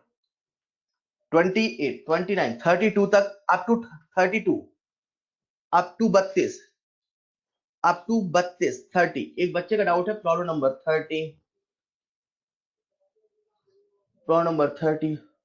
ओके, ये देख सकते हो आप, सभी लोग देख लो, सवाल नंबर 30, एक्सरसाइज 1 का प्रॉब्लम नंबर 30 ले रहा हूं। बहुत ही आसान सवाल है, लेकिन बच्चे नहीं कर पाते, सोचते सर यार बाकी डाटा गिवन नहीं है। हाइड्रोकार्बन, मतलब एक कार्बन है और हाइड्रोजन है। हाइड्रोकार्बन कंटेन्स 80% कार्बन, तो कार्बन कितने परसेंट है, 80%। अब दो ही चीज है, ये 80% कितने परसेंट, 20%। ये 100 ग्राम का सैंपल, मान लो जो परसेंट दिया होता है वही वेट के जैसा होता है। ये 80 ग्राम हो गया, 20 ग्राम हो गया। सर ने कहा था कुछ भी दिया हो सबसे पहले मोल में कन्वर्ट करना होगा, एटॉमिक वेट से डिवाइड करना होगा। नंबर ऑफ मोल का फॉर्मूला क्या होता है, weight in grams upon atomic weight होता है। सवाल में कहा कुछ बचा यार, कर लोगे क्या आगे। एक बच्चे ने मुझसे डाउट पूछा है नंबर 32, 32 आप सभी लोग देख लीजिए, 32 बढ़िया सवाल है, थोड़ा सा बढ़िया है। 32 अभी तक यही डाउट आना था एक्चुअली में। An oxide of metal M has 40% by mass of oxygen, है ना। एक मेटल ऑक्साइड है यार, मेटल ऑक्साइड है, उसमें ऑक्सीजन का वेट कंपोजिशन दिया है 40%, और अपने से एम्पिरिकल फॉर्मूला पूछा है। कितना आसान है, मेटल ऑक्साइड है तो एक मेटल है एक ऑक्सीजन है। अब 40% बाय मास ऑफ ऑक्सीजन, जो ऑक्सीजन है वो 40 है तो मेटल 60 है। इसी को ग्राम मान लो। ऑक्सीजन का वेट पूरी दुनिया को पता है, मेटल का एटॉमिक वेट भाई ने दे रखा है, सवाल में कुछ नहीं बचा है, सिंपल रेशियो में कन्वर्ट करना है। बेटा एटॉमिक वेट दे रखा है 28 में। सबसे बड़ी कंफ्यूजन बच्चे मैसेज कर रहे हैं, सर हमारे पास जो मॉड्यूल है वो पुरानी है, तो आप जो क्वेश्चन बोलते हो वो नहीं मिल रहा है। बेटा तो मैं नई मॉड्यूल से बोल रहा हूँ, आपके पास जो पीडीएफ होगा ना उससे करना है, पीडीएफ फाइल जो है ना उससे करना है। कितने लोगों के पास नए मॉड्यूल हैं पीडीएफ फॉर्म में या जैसे भी हैं, रेज योर हैंड। कितने लोगों के पास नए मॉड्यूल हैं, रेज योर हैंड। हाँ हाँ वो हाँ, रेज योर हैंड। बहुत सारे बच्चों के पास है बेटा, बहुत सारों के पास है। जब बहुत सारों के पास है तो आपके पास भी होना चाहिए। ऐप से अभी डाउनलोड कर लो ना, साइड में खोल के रखो। ठीक है, बहुत सारे बच्चों के पास है यार। ठीक है, कोरियर से भी आ गया कुछ बच्चों को, तो उसी को सॉल्व करना है। ठीक है, ओके। सो 32 के बाद 35 तक एक 40 तक एक बच्चे का डाउट है। 39 33 रुकिएगा, मैं 39 33 ले रहा हूं पहले, सभी लोग देख लो बच्चों। 39 एंड 33, हाँ 39 वाला आप सब बहुत पूछते हैं, सुनिएगा सबका ध्यान चाहिए। पता नहीं क्यों पूछते हैं बट पूछते हैं। इंसुलिन है। अब आधे बच्चे यही सोचते रहते हैं, सर इंसुलिन होता क्या है। अरे होता होगा कुछ यार, हम मोल कंसेप्ट पढ़ रहे हैं, हम बायो अभी नहीं पढ़ रहे हैं। होता होगा कुछ इंसुलिन, हमें क्या मतलब है। अब ये जरूर पता है कि इंसुलिन में 3.4% सल्फर है। तो सवाल करने का दो तरीका है। 3.4% सल्फर है, सवाल हमसे मिनिमम मॉलिक्यूलर वेट पूछा है, तो बच्चे के दिमाग में ये तो स्ट्राइक कर जाता है, यार ये परसेंटेज कंपोजिशन का सवाल है, ये परसेंटेज कंपोजिशन का सवाल। अब करने का पहला तरीका देखिएगा ध्यान से बच्चों, करने का पहला तरीका तो कैसे करेंगे। Percentage composition is equal to atomicity into atomic weight upon molecular weight into 100। Percent composition दिया है कितना 3.4, एटॉमिसिटी कितना 1। सर 1 आपको कैसे पता, बेटा मिनिमम बोला है, मिनिमम बोला है तो एटॉमिसिटी को 1 लेना होगा। इनटू एटॉमिक वेट किसका, सल्फर का। क्यों, अरे परसेंट उसी का लिखा है तो एटॉमिक वेट भी उसी का लिखोगे ना। अपॉन मॉलिक्यूलर वेट पता है क्या, सर वही तो निकालना है, सब पता होगा तो करोगे क्या फिर आप। इनटू 100, अब यहां से सॉल्व होके मॉलिक्यूलर वेट आ जाएगा। ये था करने का तरीका नंबर 1। दूसरा अपना फील वाला मेथड। अरे भाई वो जो इंसुलिन है उसमें सल्फर है, अब सल्फर कम से कम एक तो है, सल्फर कम से कम एक तो है, एक है मतलब 32 है, मतलब एक मोल अगर है पूरा इंसुलिन तो 32 ग्राम है। यार वो कंपाउंड ऐसा है, वो कंपाउंड ऐसा है कि 3.4% 32 ग्राम के बराबर है। यार वो कंपाउंड ऐसा है कि 3.4% 32 ग्राम के बराबर है, मतलब 1% 32 अपॉन 3.4 ग्राम के बराबर है, मतलब 100% 100 इंटू 32 अपॉन 3.4 ग्राम के बराबर है। बात तो बराबर है, and the correct answer is 941.176। Alright, ये था क्वेश्चन नंबर 39। जो क्लास में आज जो मैं डिस्कस कर रहा हूं, मैं आपको अलग से कॉल करके भी डाउट पूछने का ऑप्शन दूंगा, लेकिन जब आप मुझसे कॉल करके डाउट पूछेंगे मैं एक भी वो सवाल डिस्कस नहीं करूंगा जिसके पीछे मैं मेहनत कर रहा हूं, याद रहे। ठीक है, कभी कोई सवाल छूट जाता है तो वो मैं डिस्कस करूंगा बेटा। आप सबको अटेंटिव रहना है, आप सबको डिस्कशन में 101% पार्टिसिपेट करना है। ठीक है, जो सवाल यहाँ डिस्कस कर रहा हूं वो तो आप ढंग से लिख ले, समझ ले। एक बच्चे का डाउट है सवाल नंबर 36, प्रॉब्लम नंबर, हाँ ये भी बहुत कॉमन डाउट है, सब लोग देख लें। कई बच्चे मुझसे डाउट पूछते हैं, सुनिएगा 36। 2.2 ग्राम ऑफ अ कंपाउंड, यार कोई कंपाउंड है होगा साहब, वो जो कंपाउंड है वो 2.2 ग्राम है। कितने ग्राम है, 2.2 ग्राम। ठीक है, अब उसमें फास्फोरस भी है सल्फर भी है। अच्छा, फास्फोरस सल्फर मिला के 2.2 ग्राम है। अब उसमें जो फास्फोरस है उसका वेट दे रखा है 1.24 ग्राम। फास्फोरस कितना दे रखा है 1.24 ग्राम। तो बच्चों एक बात तो पक्की है कि जो सल्फर होगा वो 2.2 माइनस 1.24 होगा। यार सवाल में कहां कुछ बचा, ऐसा ही लग रहा ये पहले वाला सवाल हो गया, फॉस्फोरस का वेट, सल्फर का weight upon atomic number empirical formula का सवाल है, सो सिंपल। एक बच्चे ने मुझसे पूछा सर कैफीन वाला भी, प्रॉब्लम नंबर 40, जिसका डाउट है सवाल नंबर 40, बेटा exactly equal to 39, exactly similar to 39। एक बार फॉर्मूला लगाइए, आंसर नहीं आया तो अभी मैं यहीं पे हूं, एक बार फॉर्मूला लगा के निकालिए तो सही आएगा, जरूर आएगा, ठीक है। 40 तक, 45 तक, 45 तक, अप टू 45, अप टू 45। किसी बच्चे ने मुझसे पूछा है 41, 41 सवाल नंबर 41, 41। अरे यार बेटा क्या कर रहे हो आप लोग, डरते हो कैलकुलेशन करने, सर आप सॉल्व कर दो हमें नहीं सॉल्व करना पड़े, ऐसा नहीं। 41 वाला जो सवाल है थोड़ा को मेहनत करनी पड़ेगी। एक्सरसाइज 1 का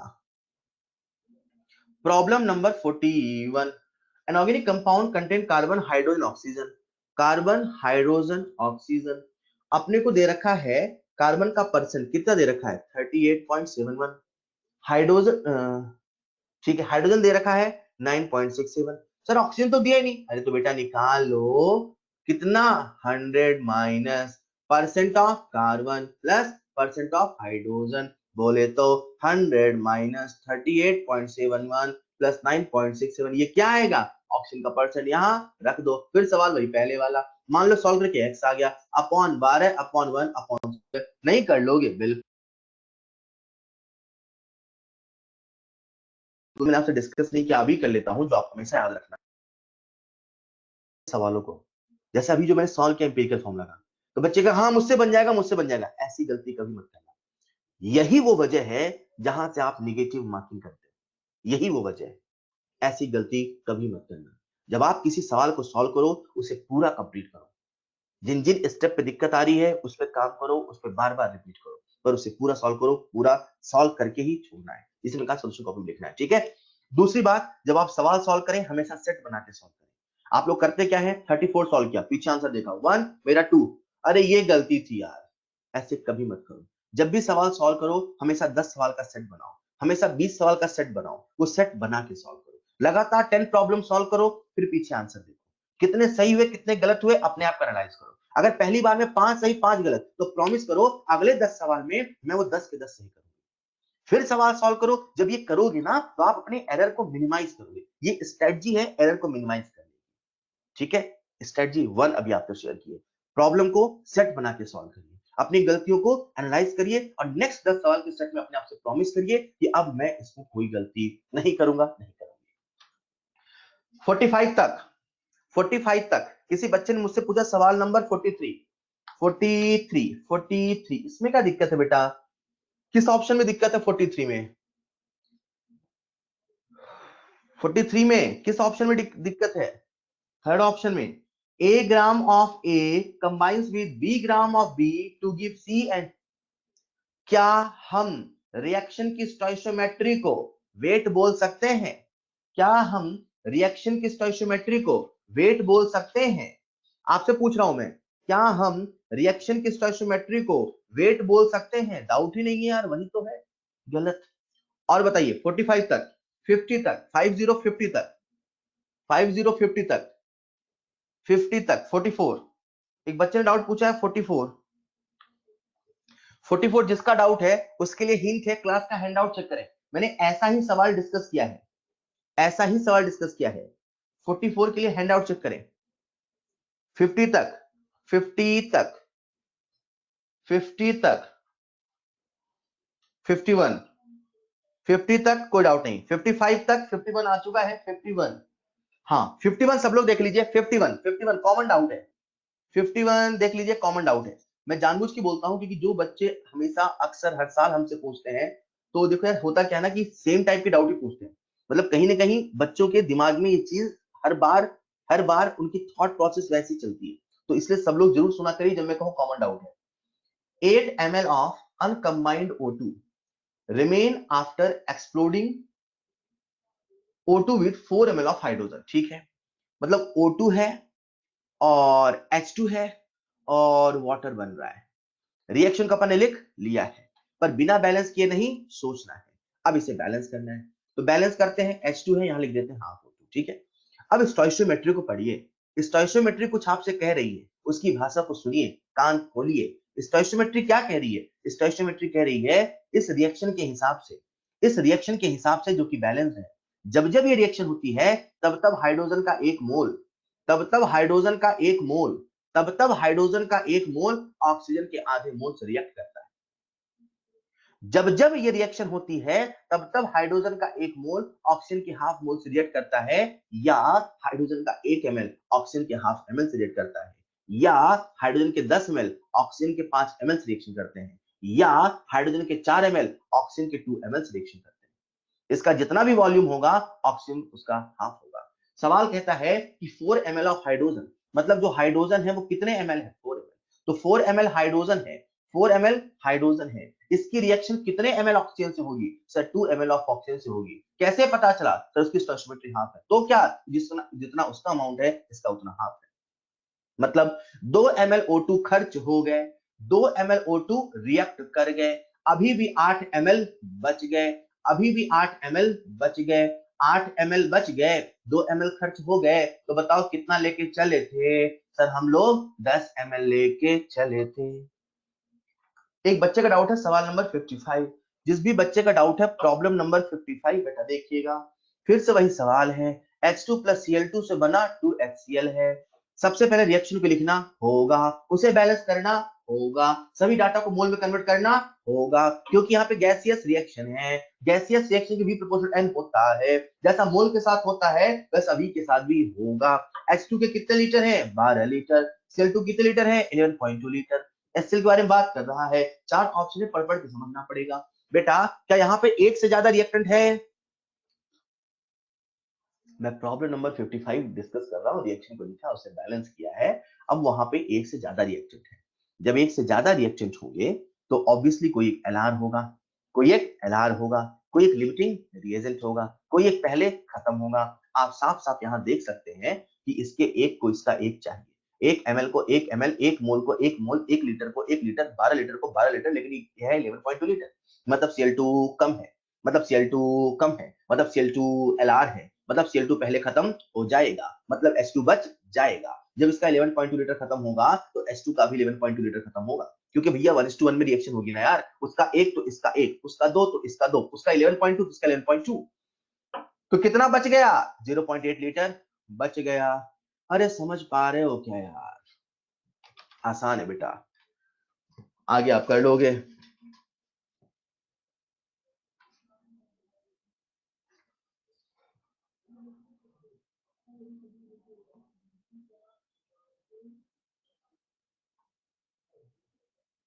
alright, so next problem, refresh भी किया, फिर से रिफ्रेश करते रहो। 54 54 54 वाला भी सिंपल, मैं समझ आप लोग ऐसे डाउट पूछ रहे हो जो 4 लाइन के सवाल है, पढ़ने में आलस आता है। सर कौन पढ़े? सर आप ही सॉल्व कर दो। नहीं नहीं नहीं, अटेम्प्ट करेंगे। प्रॉब्लम की लेंथ से प्रॉब्लम की टफनेस का डिसीजन नहीं होता है।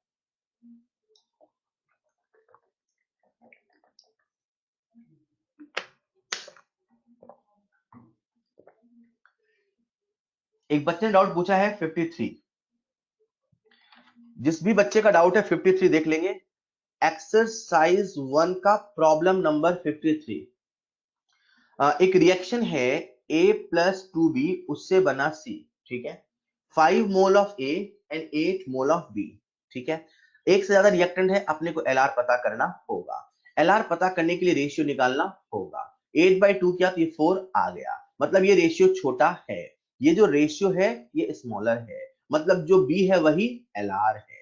तो C का डिसीजन अपने को B से देना होगा। अब मैं C का अमाउंट पता कर रहा हूं B से, तो बी और सी में लगाता हूं मोल कंसर्न। तो number of moles of B upon stoichiometry of B बराबर number of moles of C upon stoichiometry of C. इसको सॉल्व करेंगे तो number of moles of C आ जाएगा, number of moles of B बोले तो 8/2 बोले तो 4 मोल्स ऑफ सी। 60 तक, 60 तक, 60 तक। किसी बच्चे का डाउट है सवाल नंबर 60, सर 60 वाला ही डाउट है, 60 वाला। हाँ यार यहां आप पूछो, यहां आपके डाउट आते हैं, चले के करके डिस्कस करते हैं। 60 वाला कॉमन डाउट है बच्चों, सबका ध्यान चाहिए, सबका ध्यान चाहिए। 60 से पहले 59 डिस्कस कर लेता हूं मैं, है ना। पहले 59 कर लेता हूं क्योंकि दोनों ही कॉमन डाउट है, किसी बच्चे ने पूछा भी होगा मैं देखूंगा, तो फिलहाल 59 डिस्कस कर रहा हूं। एक है अपने पास, सवाल सुनिएगा। सल्फर फॉर्म 2 क्लोराइड, सल्फर के 2 क्लोराइड बनते हैं, बनते होंगे सर S2Cl2 एंड SCl2, ठीक है। The equivalent weight of sulphur in SCl2, SCl2 में सल्फर का इक्विवेलेंट वेट दे रखा है 16, ठीक है। The equivalent weight of sulphur in S2Cl2, अपने से S2Cl2 में सल्फर का इक्विवेलेंट वेट पूछा है। अब मैं कैसे सोच रहा हूं, सुनना, S2Cl2 है मतलब दो सल्फर के एटम है, दो क्लोरीन के एटम है, मतलब 2 इंटू 35.5 क्लोरीन से रिएक्शन करता है 2 इंटू 32 ग्राम सल्फर। 2 इंटू 35.5 ग्राम क्लोरीन से रिएक्शन करता है 2 इंटू 32 ग्राम सल्फर। सर आपको ये कैसे पता चल गया? अरे दो सल्फर दो क्लोरीन है तो यही हुआ ना यार। 2 इंटू 35.5 ग्राम क्लोरीन से रिएक्शन करता है 2 इंटू 32 ग्राम सल्फर। क्लियर है क्या? तो मैंने क्या सोचा यार, किसी भी सब्सटेंस का इक्विवेलेंट वेट वो वेट होता है जो हाइड्रोजन के 1 ग्राम के से ऑक्सीजन के 8 ग्राम से क्लोरीन के 35.5 ग्राम से रिएक्शन करता है या उसे डिस्प्लेस करता है। तो मैं कहूंगा 2 इंटू 35.5 ग्राम से 2 इंटू 32 ग्राम सल्फर, इसका मतलब 1 ग्राम से 2 इंटू 32 अपॉन 2 इंटू 35.5 ग्राम सल्फर, इसका मतलब 35.5। सर आपने 35.5 क्यों लिया? अरे क्लोरीन के लिए 35.5 भी होता है, तो 35.5 के लिए क्या हो जाएगा 2 इंटू 32 अपॉन 2 इंटू 35.5 इंटू 35.5, इसे आप सॉल्व कर लेंगे, आंसर आ जाएगा कितना, 32। क्लियर? ये था प्रॉब्लम नंबर 59। अभी मैं डिस्कस कर रहा हूं आपसे प्रॉब्लम नंबर 60। आप लोगों को क्या 59 समझ में आया? आप लोगों को क्या 59 समझ में आया? आप लोगों को क्या 59 समझ में आया? ओके, आ गया। अभी सुनना 60। जिनको 59 नहीं आया, हो सकता नहीं आया, वो 60 फिर से देखेंगे, बिल्कुल वही कंसेप्ट है। फिर से सुनो, फिर से सुनो। अपने से SO3 में सल्फर का इक्विवेलेंट वेट पूछा है। अपने से SO3 में सल्फर का इक्विवेलेंट वेट पूछा है। मॉलिक्यूल को देखो, ये जो मॉलिक्यूल है ये मुझे बता रहा है कि सल्फर के कितने एटम हैं, ऑक्सीजन के कितने एटम, ये मुझे उसका वेट भी बता रहा है। अगर SO3 का 1 मोल होगा तो सल्फर के 1 मोल होंगे, ऑक्सीजन के 3 मोल होंगे। मतलब SO3 देख के आप ये भी तो कह सकते हो कि सर SO3 में एक सल्फर है, एक सल्फर है यानी 32 ग्राम है 1 मोल में। SO3 में 3 ऑक्सीजन है यानी कि 48 ग्राम है ऑक्सीजन के 1 मोल में। सर हम ये भी तो कह सकते हैं कि 48 ग्राम ऑक्सीजन से रिएक्ट करता है 32 ग्राम सल्फर, तभी तो बनता है SO3। बोलो क्या हम ये कह सकते हैं? बोलो क्या हम ये कह सकते हैं? अरे वैलेंस फैक्टर छोड़ो यार, जैसे मैं सोच रहा हूं वैसे सोचो ना। इक्विवेलेंट वेट के फील वाले मेथड से सोचो ना। फॉर्मूले तो रेडॉक्स के बाद आप न जाने कितने लगाएंगे, फील भूल जाते हैं, फील पे भी सवाल आता है और अच्छे अच्छे सवाल यहीं से आता है। तो आपने कहा 48 ग्राम ऑक्सीजन 32 ग्राम सल्फर से रिएक्ट करता है, यानी कि 1 ग्राम ऑक्सीजन 32/48 ग्राम सल्फर से रिएक्ट करता है। मेरा इंटेंशन 1 ग्राम ऑक्सीजन नहीं है, मेरा इंटेंशन कितने ग्राम ऑक्सीजन है, 8 ग्राम, क्योंकि 8 ग्राम ऑक्सीजन से जितना वेट रिएक्ट करेगा, अरे वही तो उस फला सब्सटेंस का इक्विवेलेंट वेट होगा। तो 8 ग्राम ऑक्सीजन से रिएक्ट करेगा 8 इंटू 32/48, इसे सॉल्व कर लोगे क्या, आंसर आ जाएगा। जो ऑप्शन है उस फॉर्म में अरेंज कर लेना, ऑप्शन के फॉर्म में अरेंज करना है, ठीक है। ये था सवाल नंबर 16।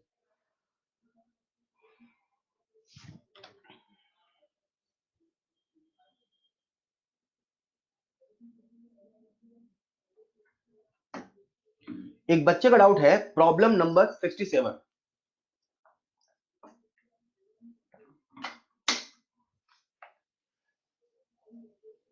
ऑलराइट, सभी लोग मेरे 62 भी किसी का डाउट मैं ले रहा हूं बेटा, अभी 67 ले रहा हूं मैं, 62 ले रहा हूं, रुक जाओ बस, अभी अगला प्रॉब्लम मैं ले रहा हूं 67। एक्सरसाइज 1 का प्रॉब्लम नंबर 67। सुन रहे हो क्या आप लोग? Equivalent weight of a divalent metal is, अच्छा डाईवैलेंट है मतलब वैलेंसी 2 है, मतलब एन फैक्टर 2 है, उसका इक्विवेलेंट वेट दे रखा है 24। ठीक है साहब, देखते हैं क्या यूज आएगा। The volume of hydrogen liberated at STP by 12 gram of the same metal when added to excess of an acid solution। सुनो सुनो, ऐसा कर रहा है सवाल, अपने पास यहाँ पे एसिडिक सॉल्यूशन था, इसमें अपन ने वो मेटल मिलाया, तो मेटल आया, हाइड्रोजन को डिस्प्लेस किया, क्या हुआ, क्यों हुआ, कैसे हुआ, जब हमें नहीं पता हुआ तो मन में ग्राम इक्विवेलेंट का कंसेप्ट का जन्म हुआ। क्या हुआ, क्यों हुआ, कैसे हुआ, जब हमें पता ना हुआ तो मन में ग्राम इक्विवेलेंट के कंसेप्ट का जन्म हुआ। मुझे नहीं पता क्या हो रहा है, पर इतना जरूर पता है ग्राम इक्विवेलेंट ऑफ मेटल बराबर ग्राम इक्विवेलेंट ऑफ हाइड्रोजन। चलो देखते हैं डाटा किसका दिया है। तो डाटा अपने को वेट का दिया है, वेट का दिया है ना, वेट का दिया है। तो निकालेंगे अपन वेट अपॉन इक्विवेलेंट वेट बराबर वेट अपॉन इक्विवेलेंट वेट। किसका वेट, मेटल का, कितना 12 ग्राम। इक्विवेलेंट वेट 24, किसका वेट, हाइड्रोजन का, वही तो पता करना है। इक्विवेलेंट वेट पूरी दुनिया को पता है, यहां से वेट आ जाएगा, वेट से मोल आ जाएगा, मोल से वॉल्यूम आ जाएगा, आंसर आ जाएगा। ये था क्वेश्चन नंबर 67। ओके 67 के बाद 69, एक बच्चे ने डाउट पूछा है 69। बेटा 69 में ब्रोमीन का, 69 में ब्रोमीन का इक्विवेलेंट वेट है 80, वैसा ही जैसा क्लोरीन का है 35.5। जैसे क्लोरीन का 35.5 है वैसे ही उसका है 80, 80, 68। जिस बच्चे ने मुझसे 68 सवाल पूछा है उसके लिए the equivalent weight of metal carbonate is, metal carbonate है, रिएक्शन हुई, क्या हुआ, क्यों हुआ, कैसे हुआ, जब हमें पता ना हुआ तो मन में ग्राम इक्विवेलेंट कंसेप्ट का जन्म हुआ। 68 क्या हो रहा है पता नहीं, अच्छा पता नहीं है क्या, लो तो gram equivalent of metal carbonate बराबर ग्राम इक्विवेलेंट ऑफ H2SO4। अरे ठीक है क्या, तो यार कर नहीं लोगे क्या, वेट अपॉन इक्विवेलेंट वेट बराबर किसका डाटा दिया है, नॉर्मेलिटी का, तो normality into volume in litre, उसमें किसने दिया है, मिलीलीटर में, मिलीलीटर लीटर में कन्वर्ट कर लेंगे, यहां से इक्विवेलेंट वेट आ जाएगा। Number 70, 0.84 gram of metal hydride contain 0.04 gram of hydrogen, नहीं बताऊंगा। हाइड्रोजन का वेट दिया है तो मेटल का वेट आ जाएगा, चलो बता देता हूं, इस सवाल में दिक्कत आती है बच्चों को। क्वेश्चन नंबर 70, मैं प्रॉब्लम नंबर 70 डिस्कस कर रहा हूं। 0.84 ग्राम ऑफ मेटल हाइड्राइड और हाइड्रोजन दे रखा है, हाइड्रोजन ये ना, हाइड्रोजन दे रखा है 0.04 ग्राम। यार तो मेटल का वेट नहीं आ जाएगा, सर आ जाएगा, कैसे, 0.84 माइनस 0.04, मेटल का वेट आ गया, कितना आ गया बच्चों, 0.8। अरे यार सवाल में क्या बचा, 0.8 है, इसका मतलब क्या है, इसका मतलब ये है कि 0.8 ग्राम मेटल रिएक्ट करता है 0.04 ग्राम हाइड्रोजन से, तो 0.04 ग्राम हाइड्रोजन से रिएक्ट करता है 0.8 ग्राम मेटल, तो 1 ग्राम हाइड्रोजन से 0.8 अपॉन 0.04 ग्राम मेटल, और ये जो मेटल का वेट होगा यही इक्विवेलेंट वेट होगा। तो किसी भी सब्सटेंस का इक्विवेलेंट वेट वो वेट होता है जो हाइड्रोजन के 1 ग्राम से, ऑक्सीजन के 8 ग्राम से, क्लोरीन के 35.5 ग्राम से रिएक्शन करता है। 62, एक बच्चे ने डाउट पूछा है 62, 62 बता तो दिया मैंने, 62 बता तो दिया मैंने, कुछ देर पहले मैंने बताया था 1 मोल ऑफ O2 उसी के जैसा है। जिन बच्चों ने मुझसे 62 पूछा है उनके लिए बेटा क्लास के स्टार्टिंग में ही, वो सवाल कहां था, जिन्होंने मुझसे 62 पूछा है उनके लिए मैंने आपसे स्टार्टिंग में ही एक सवाल डिस्कस किया था यार, कौन सा सवाल है वो याद है क्या, 1 मोल O2 वाला, जिसमें ग्राम इक्विवेलेंट पूछा था।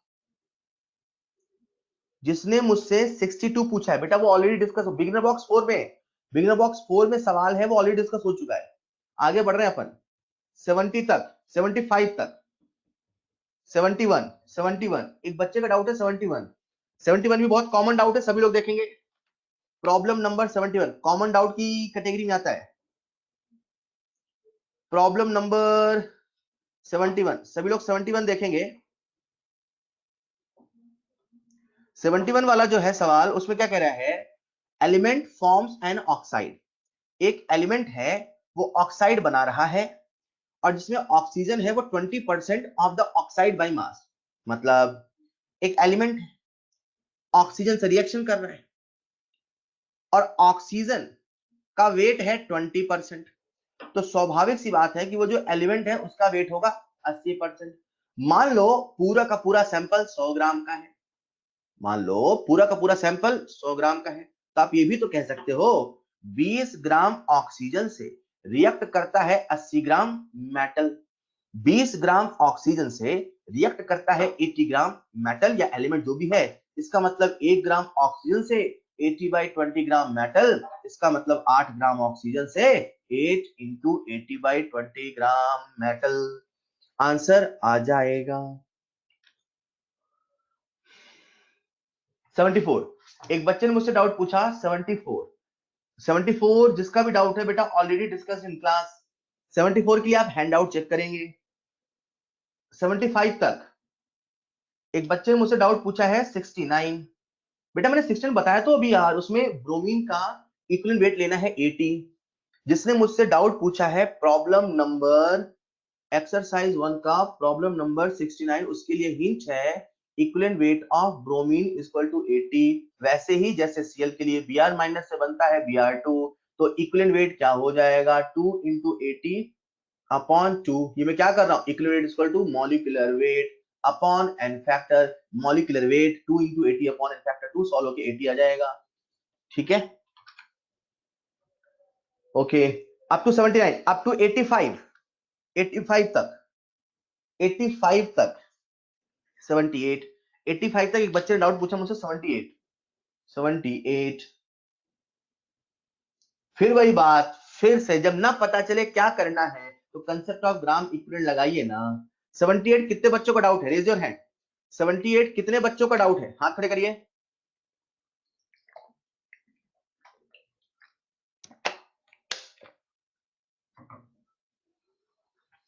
ऑलराइट,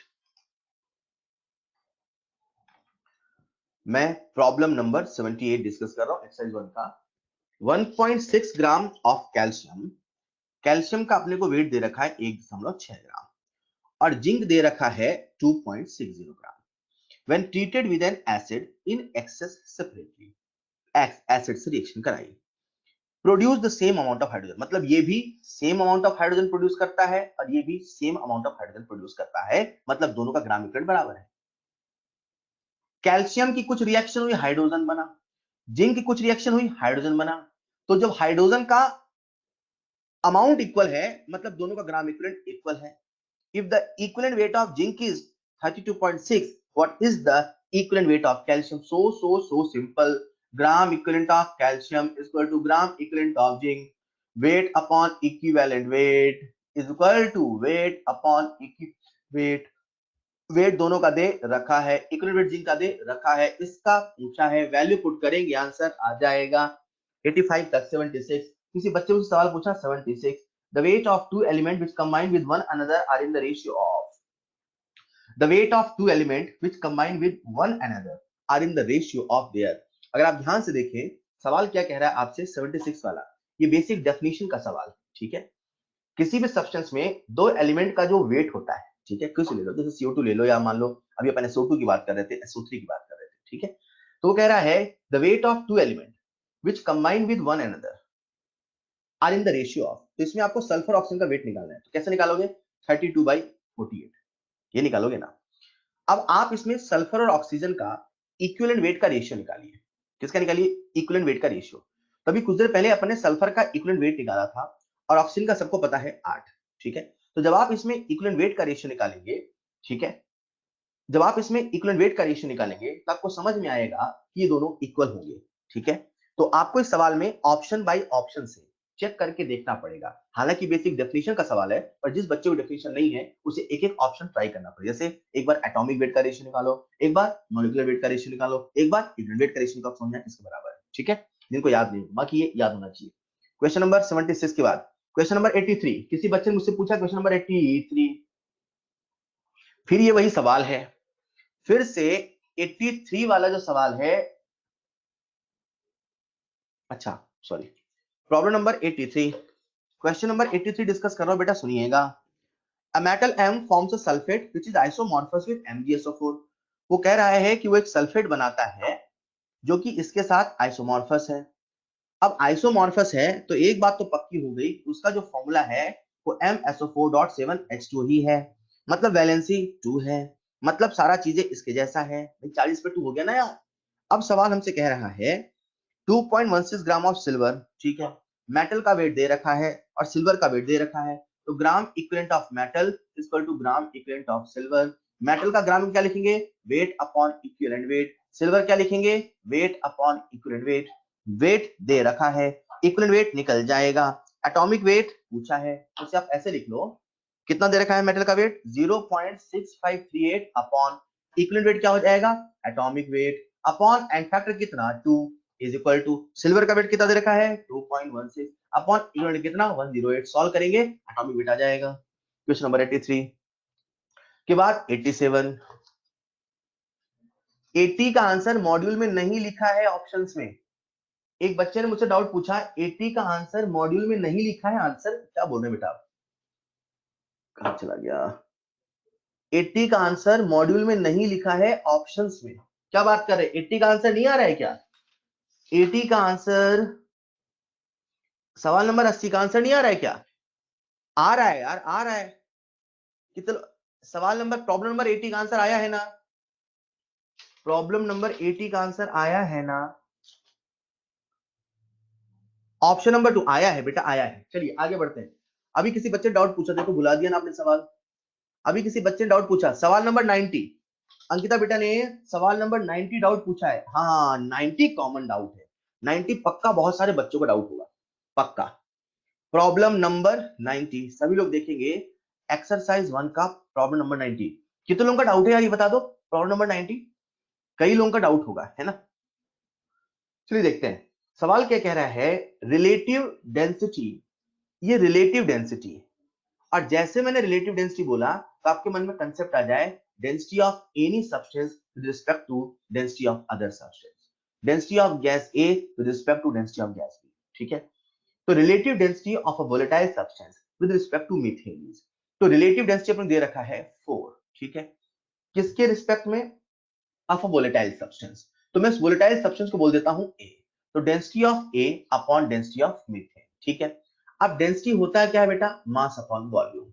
अगर आप 1 मोल ले लें, कितना ले लें 1 मोल, तो ये जो मास है क्या हो जाएगा मोलर मास, तो इसे मैं लिख सकता हूं मॉलिक्यूलर वेट अपॉन 22.4, सही है क्या। तो इसे मैं सिंप्लीफाई करूं क्या हो जाएगा 4 इक्वल टू ए का क्या लिखूंगा मैं मॉलिक्यूलर वेट अपॉन 22.4, मीथेन क्या लिखूंगा molecular weight of methane upon 22.4, सही है क्या, कैंसिल हो जाएगा। तो ये हो जाएगा 4 equal to molecular weight of unknown substance upon molecular weight of methane that is 16। तो यहां से अपने पास आ जाएगा molecular weight equal to 16 into 4 बोले तो 64। ये था प्रॉब्लम नंबर 90। यस इजी था, बिल्कुल इजी था। जिनसे बन गया इजी है, जिनसे नहीं बना टफ तो उन्हीं के लिए है ना यार, जिनसे बन गया उनके लिए सब इजी है। किसी बच्चे ने मुझसे डाउट पूछा है प्रॉब्लम नंबर 85, प्रॉब्लम नंबर 85, जिसका भी डाउट है 85 सुनिएगा। सवाल number 85, 71 gram of chlorine combines with metal giving 111 gram of, क्या कर रहे हो यार, क्लोरीन का वेट दे रखा है 71 ग्राम, मेटल का वेट दे रखा है, कहां दे रखा है, पर मेटल क्लोराइड का दिया है, तो 111 माइनस 71 बोले तो 40 ग्राम। ऐसा ही सवाल क्लास में लिया था, आपसे पूछा क्या है एटॉमिक मास, यस नहीं बताऊंगा, आइसोमॉर्फस कंसेप्ट का इस्तेमाल करेंगे और एन फैक्टर पता करेंगे। ऐसा सवाल क्लास में डिस्कस किया है, हैंड आउट चेक करेंगे, बस यहाँ पे आइसोमॉर्फस से थोड़ा सा मिक्स कर दिया है, आइसोमॉर्फस से एन फैक्टर आ जाएगा, एन फैक्टर आ जाएगा, सवाल आसानी सॉल्व हो जाएगा। प्रॉब्लम नंबर 87, किसी बच्चे ने मुझसे सवाल पूछा है 87 वाला, कितने लोगों का डाउट है 87, रेज योर हैंड। 87 कितने बच्चों का डाउट है, 87 87,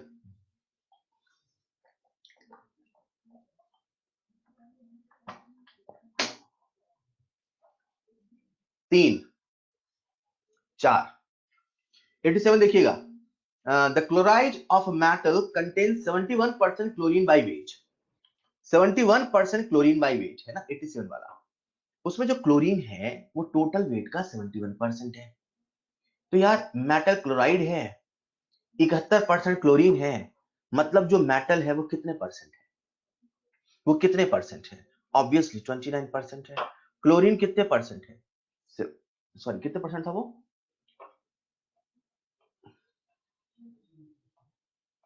क्लोरीन कितने परसेंट है 71 है, ठीक है क्या, ये हो गया 71%, ये हो गया 29%, तो 100 ग्राम सैंपल मान लो तो इसका वेट आ गया 729।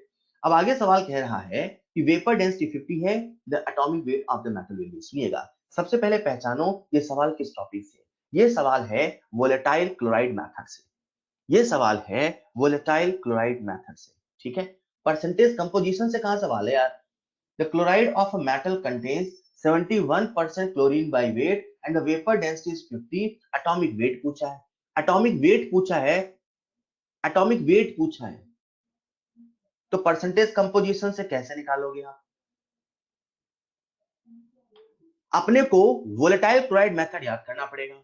और वोलेटाइल क्लोराइड मेथड क्या कहता है, वोलेटाइल क्लोराइड मेथड कहता है कि उसका जो वेपर बनेगा, उसका जो वेपर डेंसिटी होगा, उससे पहले क्या निकाल लो, मॉलिक्यूलर वेट। तो यहां से अपने पास मॉलिक्यूलर वेट आ गया, कितना आ गया 100। क्या उसका अपने को वेपर डेंसिटी दे रखा है 50 दे रखा है, मॉलिक्यूलर वेट कितना आ गया 100। क्लियर, ये मॉलिक्यूलर वेट आ गया, किसका आ गया, मेटल क्लोराइड का, ठीक है।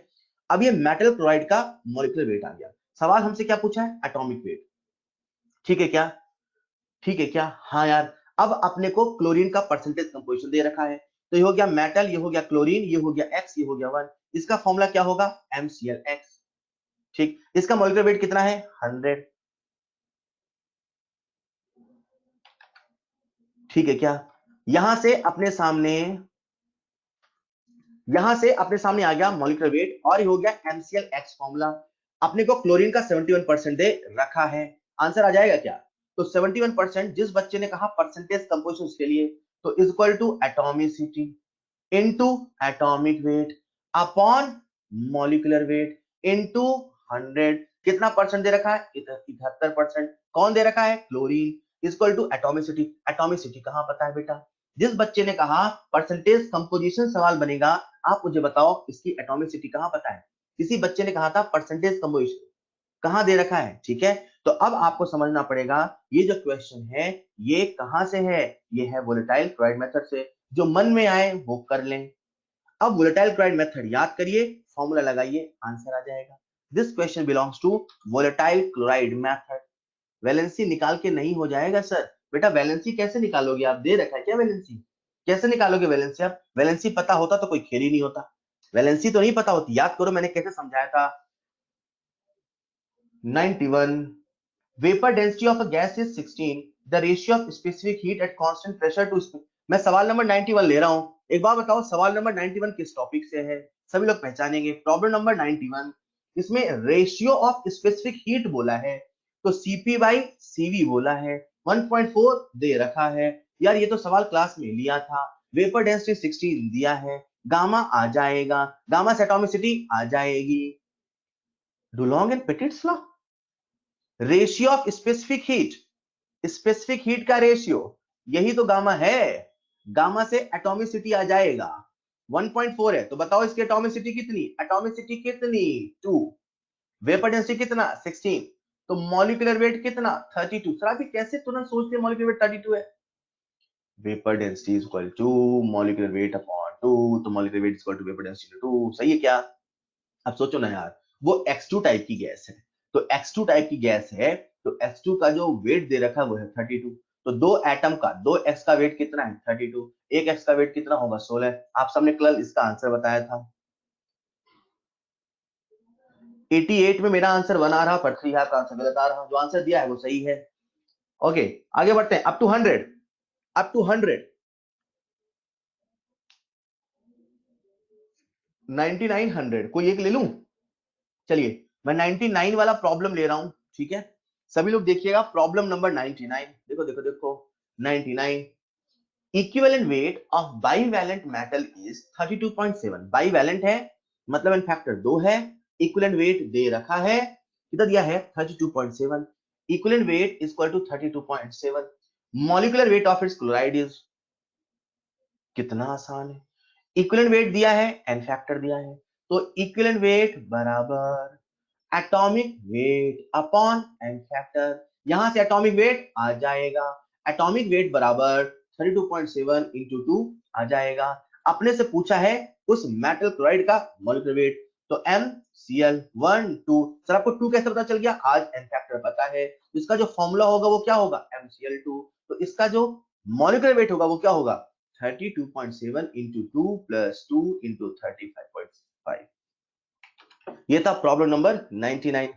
74 का आंसर नहीं आ रहा। कितने बच्चों का 74 का आंसर आ चुका है? 74 का आंसर आया है कितने बच्चों का? 74 ऑलरेडी डिस्कस्ड इन क्लास। 74 का answer already discussed in class. ठीक है,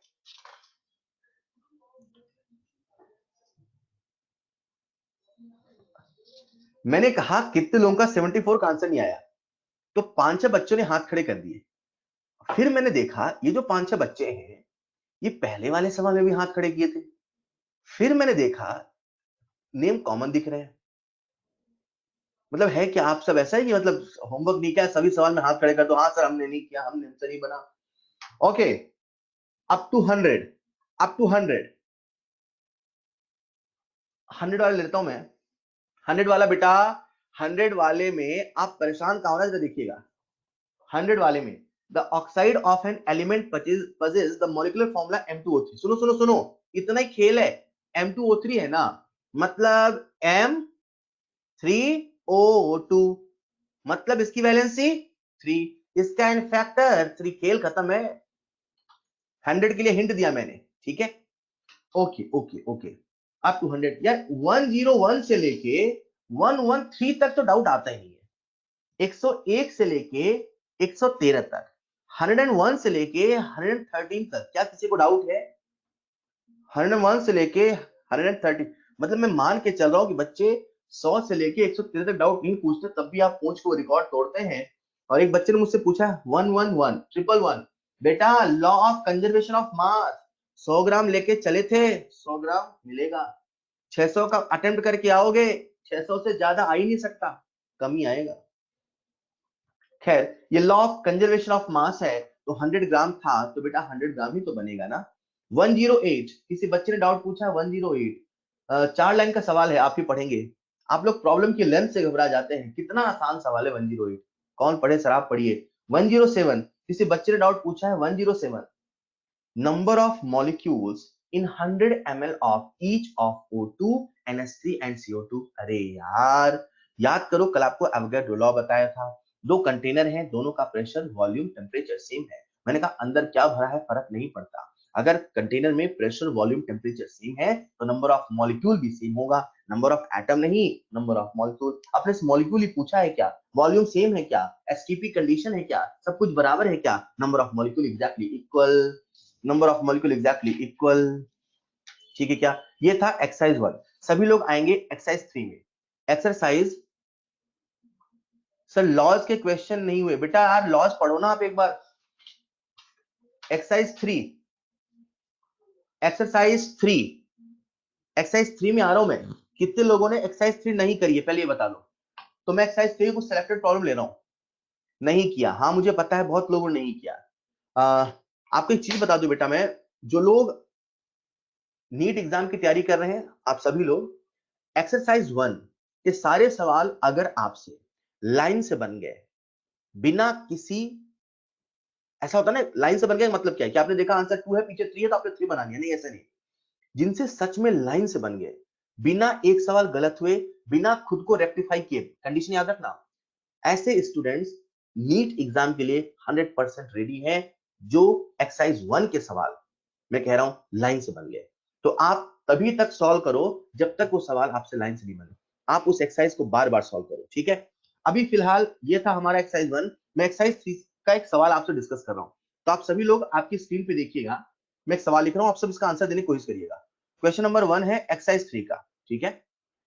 एक्सरसाइज 3 का सवाल क्या कह रहा है, number of axial molecules, number of axial molecules present in 10 ml of 0.1 molar solution, number of axial molecules present in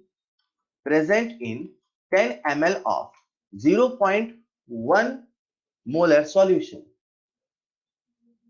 हाँ बिल्कुल सही कशिश बेटा, पर आंसर निकालेंगे, ऐसे सॉल्व नहीं करेंगे, कैलकुलेशन एरर ही आप करते हैं, एग्जाम का सवाल नहीं बने ऐसा आपके साथ नहीं होता है, कैलकुलेशन एरर ही आप करते हैं, इसे जरूर इसे सॉल्व करेंगे। बेहद ही आसान सवाल। ये सवाल मैंने आपको ये बताने के लिए कराया कि आपको मोलैरिटी का फॉर्मूला याद है। आप सबको मोलैरिटी का फॉर्मूला याद है, number of moles of solute upon volume of solution in litre. Molarity is equal to number of moles of solute upon volume of solution in litre. मुझे सॉल्यूशन की मोलैरिटी दे रखी है, मुझे उसका वॉल्यूम दे रखा है, हमसे HCl का मॉलिक्यूल का नंबर पूछा है, चलो मोल निकाल लेते हैं, मोल से मॉलिक्यूल आ जाएगा।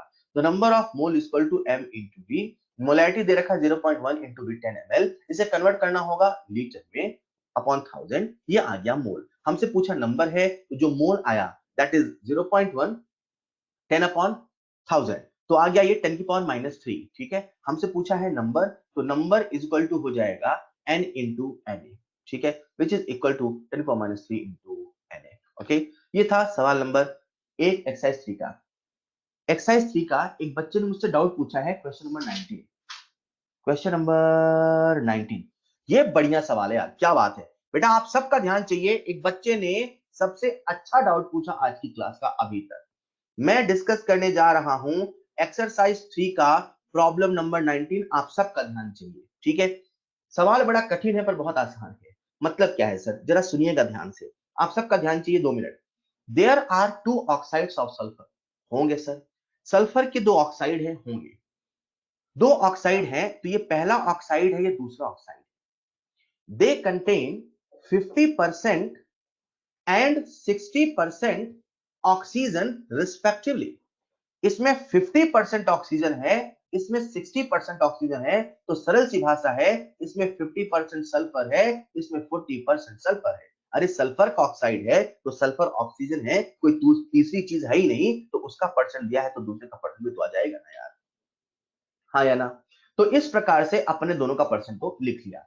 अब सवाल हमसे कह रहा है the weight of sulphur, the weight of sulphur which combine with which combine with 1 gram of oxygen. अपने को पता करना है कि ऑक्सीजन के 1 ग्राम से कितना वेट कंबाइन होता है। देखो मैं कैसे कर रहा हूं, पहले वाले में कर रहा हूं, पहले वाले में है ना। अरे यार 50% सल्फर 50% ऑक्सीजन, मतलब 50 ग्राम ऑक्सीजन 50 ग्राम सल्फर। हेलो हेलो, मतलब 50 ग्राम ऑक्सीजन 50 ग्राम सल्फर, मतलब 1 ग्राम ऑक्सीजन 1 ग्राम सल्फर। तो पहले वाले में सल्फर का जो वेट 1 ग्राम ऑक्सीजन से कंबाइन हुआ वो है 1, वो है 1, हाँ या ना। दूसरा सवाल, 60% ऑक्सीजन 40% सल्फर, मैं क्या कहूंगा, 60 ग्राम ऑक्सीजन से कंबाइन होता है 40 ग्राम सल्फर, तो 1 ग्राम ऑक्सीजन से कंबाइन होगा 40 अपॉन 60 ग्राम सल्फर, बोले तो 2/3 ग्राम सल्फर। ये सल्फर का वेट आ गया, इन दोनों का रेशियो पूछा है 1:2/3, बोले तो 3:2 is the answer. Clear, okay okay, बहुत अच्छे। एक बच्चे ने डाउट पूछा है problem number 7, problem number 7, 22.4 litre of water vapour. एक बच्चे ने डाउट पूछा है एक्सरसाइज 3 का problem number 7, 22.4 litre of water vapour at NTP when condensed to water occupies. अरे यार 22.4 लीटर है, मतलब 1 मोल है, 1 मोल है मतलब 18 ग्राम है, मतलब 18 ml है। 22.4 लीटर मतलब 18 ग्राम 18 ml। एक बच्चे ने डाउट पूछा है एक्सरसाइज 3 का क्वेश्चन नंबर 2। क्वेश्चन नंबर 2 भी बढ़िया सवाल है। आप सबका ध्यान, थक गए क्या, सुनिएगा, आज आप सबकी कॉपी पे एक एक सवाल का सॉल्यूशन होना चाहिए। सवाल एक आदत है, न्यूमेरिकल एक आदत है जो करते करते आता है। ये आदत आपकी पहले दिन से लगनी चाहिए, देखना कैसे आप न्यूमेरिकल करोगे। ठीक है, आप सबके सामने मैं डिस्कस कर रहा हूं एक्सरसाइज 3 का प्रॉब्लम नंबर 2। बड़ा आसान सवाल है यार। The volume of a gas at 0 degree Celsius and 700 mm pressure. Volume ये दे रखा है, टेम्परेचर ये दे रखा है, प्रेशर और वॉल्यूम दे रखा है 760 सीसी, 760 सेंटीमीटर क्यूब, मतलब 760 ml। ओके, अब अपन ने ध्यान से देखा और अपने कंसेप्ट को याद किया। सर कहते थे एसटीपी पर, यार ये एसटीपी होता क्या है, सर कहते थे एनटीपी पर। यार ये एनटीपी होता क्या है? एसटीपी या एनटीपी पर टेम्परेचर 0 डिग्री सेल्सियस यानी कि 273 केल्विन होता है। एसटीपी पर जो टेम्परेचर है वो इतना होता है और जो प्रेशर है स्टैंडर्ड पर 1 बार होता है और नॉर्मल पर 1 एटीएम होता है, जो लगभग बराबर होता है जो 760 mmHg के इक्वल होता है। अरे यार एसटीपी पर तो 760 mmHg होता है, इसमें तो 700 mm है, मतलब कंडीशन एसटीपी की नहीं है। मतलब पहले अपने को एसटीपी पर लाना होगा, फिर वहां से सोचना होगा। वॉल्यूम दे रखा है, टेम्परेचर दे रखा है, प्रेशर दे रखा है, ठीक है। तो तरीका नंबर 1 आप क्या करोगे, चलो इसे हम ले चलते हैं एसटीपी की कंडीशंस पर। तो कैसे करोगे, P1 V1 अपॉन T1 बराबर P2 V2 अपॉन T2। इससे आप ऐसे सोचो, ये मेरे पास पहली सिचुएशन है, ये दूसरी सिचुएशन है। यहाँ का प्रेशर P1 दे रखा है, V1 दे रखा है, T1 दे रखा है। हमें यहाँ का P2 पता है कितना 760, हमें यहाँ का T2 पता है कितना 0 डिग्री सेल्सियस 273, पर हमें यहाँ का V2 नहीं पता है। अपने को V2 पता करना है, तो सब कुछ पता है, यहाँ से V2 आ जाएगा। आ जाएगा क्या? अब ये जो V2 आएगा, लगभग ये जो V2 आता है, ये आता है 700 ml, ठीक है। ये वॉल्यूम आ गया। तो वॉल्यूम आ गया, अपने नंबर ऑफ मॉलिक्यूल पूछा है, तो वॉल्यूम आ गया तो मोल आ जाएगा। तो मोल इक्वल टू क्या होगा, number of mole equal to 700 upon 22400, mole आ जाएगा। ये जो मोल आएगा इसे NH से मल्टीप्लाई कर दोगे, मॉलिक्यूल आ जाएगा। करने का एक तरीका, करने का दूसरा तरीका और आप ऐसे भी कह सकते हो। सबसे पहले फॉर्मूला लगाओ पीवी इक्वल टू एनआरटी, ठीक है। तो P दे रखा है, V दे रखा है, R दे रखा है, T दे रखा है, N निकाल लो। तो नंबर ऑफ मोल्स हो जाएंगे पीवी अपॉन आरटी।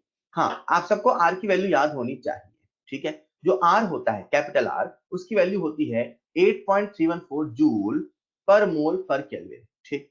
पर यहाँ पे यूनिट देखो, यहाँ पे जो यूनिट है वो जूल के लायक नहीं है। क्यों? यहाँ पे जो प्रेशर है किसमें है, mmHg में। तो आप पहले प्रेशर को बदलो एटीएम में। इसकी यूनिट 8.31 होती है या 0.0821 लीटर एटीएम पर केल्विन पर मोल होती है, और लगभग इतनी ही बार में होती है। तो आपको प्रेशर को एटीएम में बदलना होगा और आपको वॉल्यूम को लीटर बदलना होगा, फिर आपको गैस की वैल्यू रखनी होगी और फिर यहां से मोल आएगा। मोल आएगा, ऐसे भी सॉल्व हो जाएगा, ठीक है क्या? सर अगर 30 क्वेश्चन में से 3 गलत हुए तो am I prepared for NEET? अभी डिसीजन नहीं ले सकते बेटा, अभी डिसीजन नहीं ले सकते, ठीक है। अभी इन बातों पे सोचने कोई मतलब नहीं। आप बस अपनी ईमानदारी, पूरी ईमानदारी से काम करते रहिए, पूरी लगन से काम करते रहिए। जब एग्जाम होता है ना, तो सबसे बुरा क्या होता है, सबसे बुरा ये नहीं होता है कि हम एग्जाम के लिए रेडी हैं। सबसे बुरा ये होता है अगर मन में ये फीलिंग आ गई, यार मैंने बहुत पढ़ाई नहीं की, यार मैंने पूरी मेहनत नहीं की। तो आप जब एग्जाम देने जाएं तो आपके मन में एक ग्लानि ना हो, आप बहुत ताकत से, पूरी कॉन्फिडेंस से, पूरी ईमानदारी से कहें, सर पेपर कैसा भी हो, मेरे साथ कुछ भी हो, लेकिन मैंने साल भर पूरी ताकत, पूरी ईमानदारी से पढ़ाई की। दिस इज मोर इंपॉर्टेंट, ठीक है। तो अपने को इस पे काम करना है। ऑलराइट, ये था एक्सरसाइज 1 2 सॉरी 2 पे आ जाते हैं 3 पे। आप अभी भी मुझसे डाउट पूछ सकते हैं। क्लास का टाइम देख रहे हैं, आपकी क्लास इवनिंग में होती है जैसे मॉर्निंग में भी होती है, तो आप क्लास के बाद मुझे कॉल कर सकते हैं। सबसे बेस्ट टाइम रहेगा शाम को 7 बजे के बाद, ठीक है। हाफ एन आवर 1 आवर के लिए मुझसे कॉल करके भी सारे डाउट पूछ सकते हैं। Is this clear? चलिए, ये तो था एक्सरसाइज 3 में। अपन आ जाते हैं एक्सरसाइज 2 पे। मैं आपको बता दूं, अभी आज के बाद हम इसको डिस्कस नहीं करेंगे क्लास में। अब जो डिस्कशन होगा वो आप मुझसे अलग से पूछ लेना। नेक्स्ट क्लास हम लोग स्टार्ट करेंगे नया चैप्टर, ठीक है। एक्सरसाइज 2 में आ जाइए। एक्सरसाइज 2 में एक भी ऐसा सवाल नहीं है जो बच्चे डाउट पूछे एक्सरसाइज 2 में। फिर भी कई बार बच्चे सवाल पूछते हैं प्रॉब्लम नंबर 13। जब मैं क्लास स्टार्ट कर रहा था तो एक बच्चे ने मुझसे डाउट पूछा था, सर वो एब्जॉर्ब्ड गैस वाला कंसेप्ट बता दीजिए। वो बच्चा भी ऑनलाइन है क्या कि सो गया? जब मैंने क्लास स्टार्ट किया तो एक बच्चे ने मुझसे डाउट पूछा था, सर वो एब्जॉर्ब्ड गैस वाला कंसेप्ट बता दीजिए, एब्जॉर्ब्ड गैस वाला कंसेप्ट बता दीजिए। वो बच्चा है कि चला गया? हेलो, हेलो बेटा। ओके, तो मैं वो सवाल ले रहा हूं। अच्छा, हो क्या? ठीक है, ठीक है। मैं सवाल ले रहा हूं, बस आखिरी सवाल, आखिरी सवाल। एक्सरसाइज 2 का प्रॉब्लम नंबर 13। एक्सरसाइज 2 का प्रॉब्लम नंबर 13, 1 मिनट लगेगा। एक्सरसाइज 2 का प्रॉब्लम नंबर 13। एक्सरसाइज 2 का प्रॉब्लम नंबर 13। एक्सरसाइज 2 का प्रॉब्लम नंबर 13। सवाल में दो रिएक्शन गिवन है। एक है फॉर्मिक एसिड की HCOH। सवाल कितना डराता है बच्चों को यार, इतना घटिया एक्सप्रेशन लिखेगा कि बच्चे सवाल देख के डर जाएंगे। सवाल तो बाद में सॉल्व करेंगे। H2O liquid plus CO gas, ठीक है। और दूसरा दे रखा है H2CO4 लिक्विड H2SO4 की प्रेजेंस में डिसोसिएट हो रहा तो क्या बना, H2O liquid plus CO gas plus CO2 gas, right. सवाल कुछ ऐसे कह रहा है बेटा, a mixture of 2.3 gram formic acid है, right, and 4.5 gram oxalic acid है, ओके। ये दे रखा है formic acid 2.3 gram, oxalic acid है 4.5 ग्राम। दोनों की रिएक्शन कराते हैं तो ये प्रोडक्ट बनता है, यहाँ H2O बन रहा, CO बना, H2O बना, CO बना, CO2 बना, राइट। सवाल कह रहा है द इवॉल्व्ड गैसियस मिक्सचर, जो गैसियस मिक्सचर इवॉल्व हो रहा है, तो आप ध्यान से देखिए यहाँ पे कौन सी गैसेस इवॉल्व हो रही, एक CO गैस है, एक CO गैस है, एक CO2 गैस है, okay. The evolved gaseous mixture is passed through KOH pellets, इसको हमने पोटेशियम हाइड्रोक्साइड से पास कराया। Weight of the remaining product at STP will be, तो जब हम इसको KOH से पास कराएंगे तो आप सब जानते हैं KOH में कौन सी गैस एब्जॉर्ब हो जाएगी बेटा, CO2 गैस एब्जॉर्ब हो जाएगी। तो आपको समझना पड़ेगा कि CO2 गैस एब्जॉर्ब हो गई है, ओके। अब सवाल हमसे कह रहा है wait of the remaining product at STP, ठीक है। तो बच्चा गलती क्या करता है वो सुन लो, मैं सही कह रहा हूं, ये सवाल 2018 का है और बहुत सारे बच्चों ने गलती करी थी, उसके पीछे लैंग्वेज कहां नहीं समझ पाए, सुनिएगा। सवाल आपसे कह रहा है the weight of the remaining product, sir remaining product में हम H2O को भी काउंट करें, केवल CO को काउंट करें।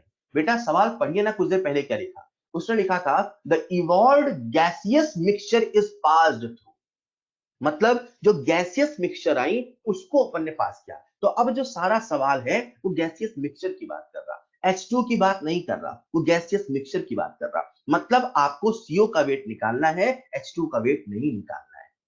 मतलब आपको CO का वेट निकालना है, कार्बन मोनोऑक्साइड का वेट निकालना है, आपको H2O का वेट नहीं निकालना है, ठीक है। तो अब आपको करना क्या, मोल कंसेप्ट लगाना है। इसका 2.3 ग्राम दे रखा तो मोल निकाल लो, तो इसके मोल आ जाएंगे, इसके मोल आ जाएंगे, इसके मोल आगे मान लो x, इसके मोल आगे मान लो y, तो इसके मोल कितने x, इसके मोल कितने y, मोल को वेट में कन्वर्ट कर देना। अरे स्टोइचियोमेट्री 1 है ना, मोल को वेट में कन्वर्ट करिएगा और वेट से आ जाएगा आंसर, ठीक है।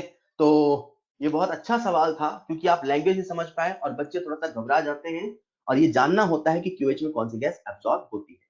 तो आज के लिए इतना ही, फिर भी आपके जो डाउट हो मुझसे आप अलग से पूछ लीजिएगा प्लीज। अपनी उस सॉल्यूशन कॉपी में एक एक सवाल का सॉल्यूशन बना लीजिएगा। मॉड्यूल में अभी जो अपडेटेड मॉड्यूल है उसमें हर सवाल का सॉल्यूशन अवेलेबल भी है, तो आप एक बार सभी तरीके से कंसल्ट करके अपना सॉल्यूशन बना लीजिएगा। आज के लिए इतना ही, मिलते हैं नेक्स्ट क्लास में। आपको मैं PDF शेयर कर दूंगा, लिंक शेयर नहीं किया क्या, अभी शेयर कर देता हूँ, एक मिनट आपसे मैं एक बार लिंक भी शेयर कर देता हूं जहां सारे हैंडआउट आपको मिल जाएंगे।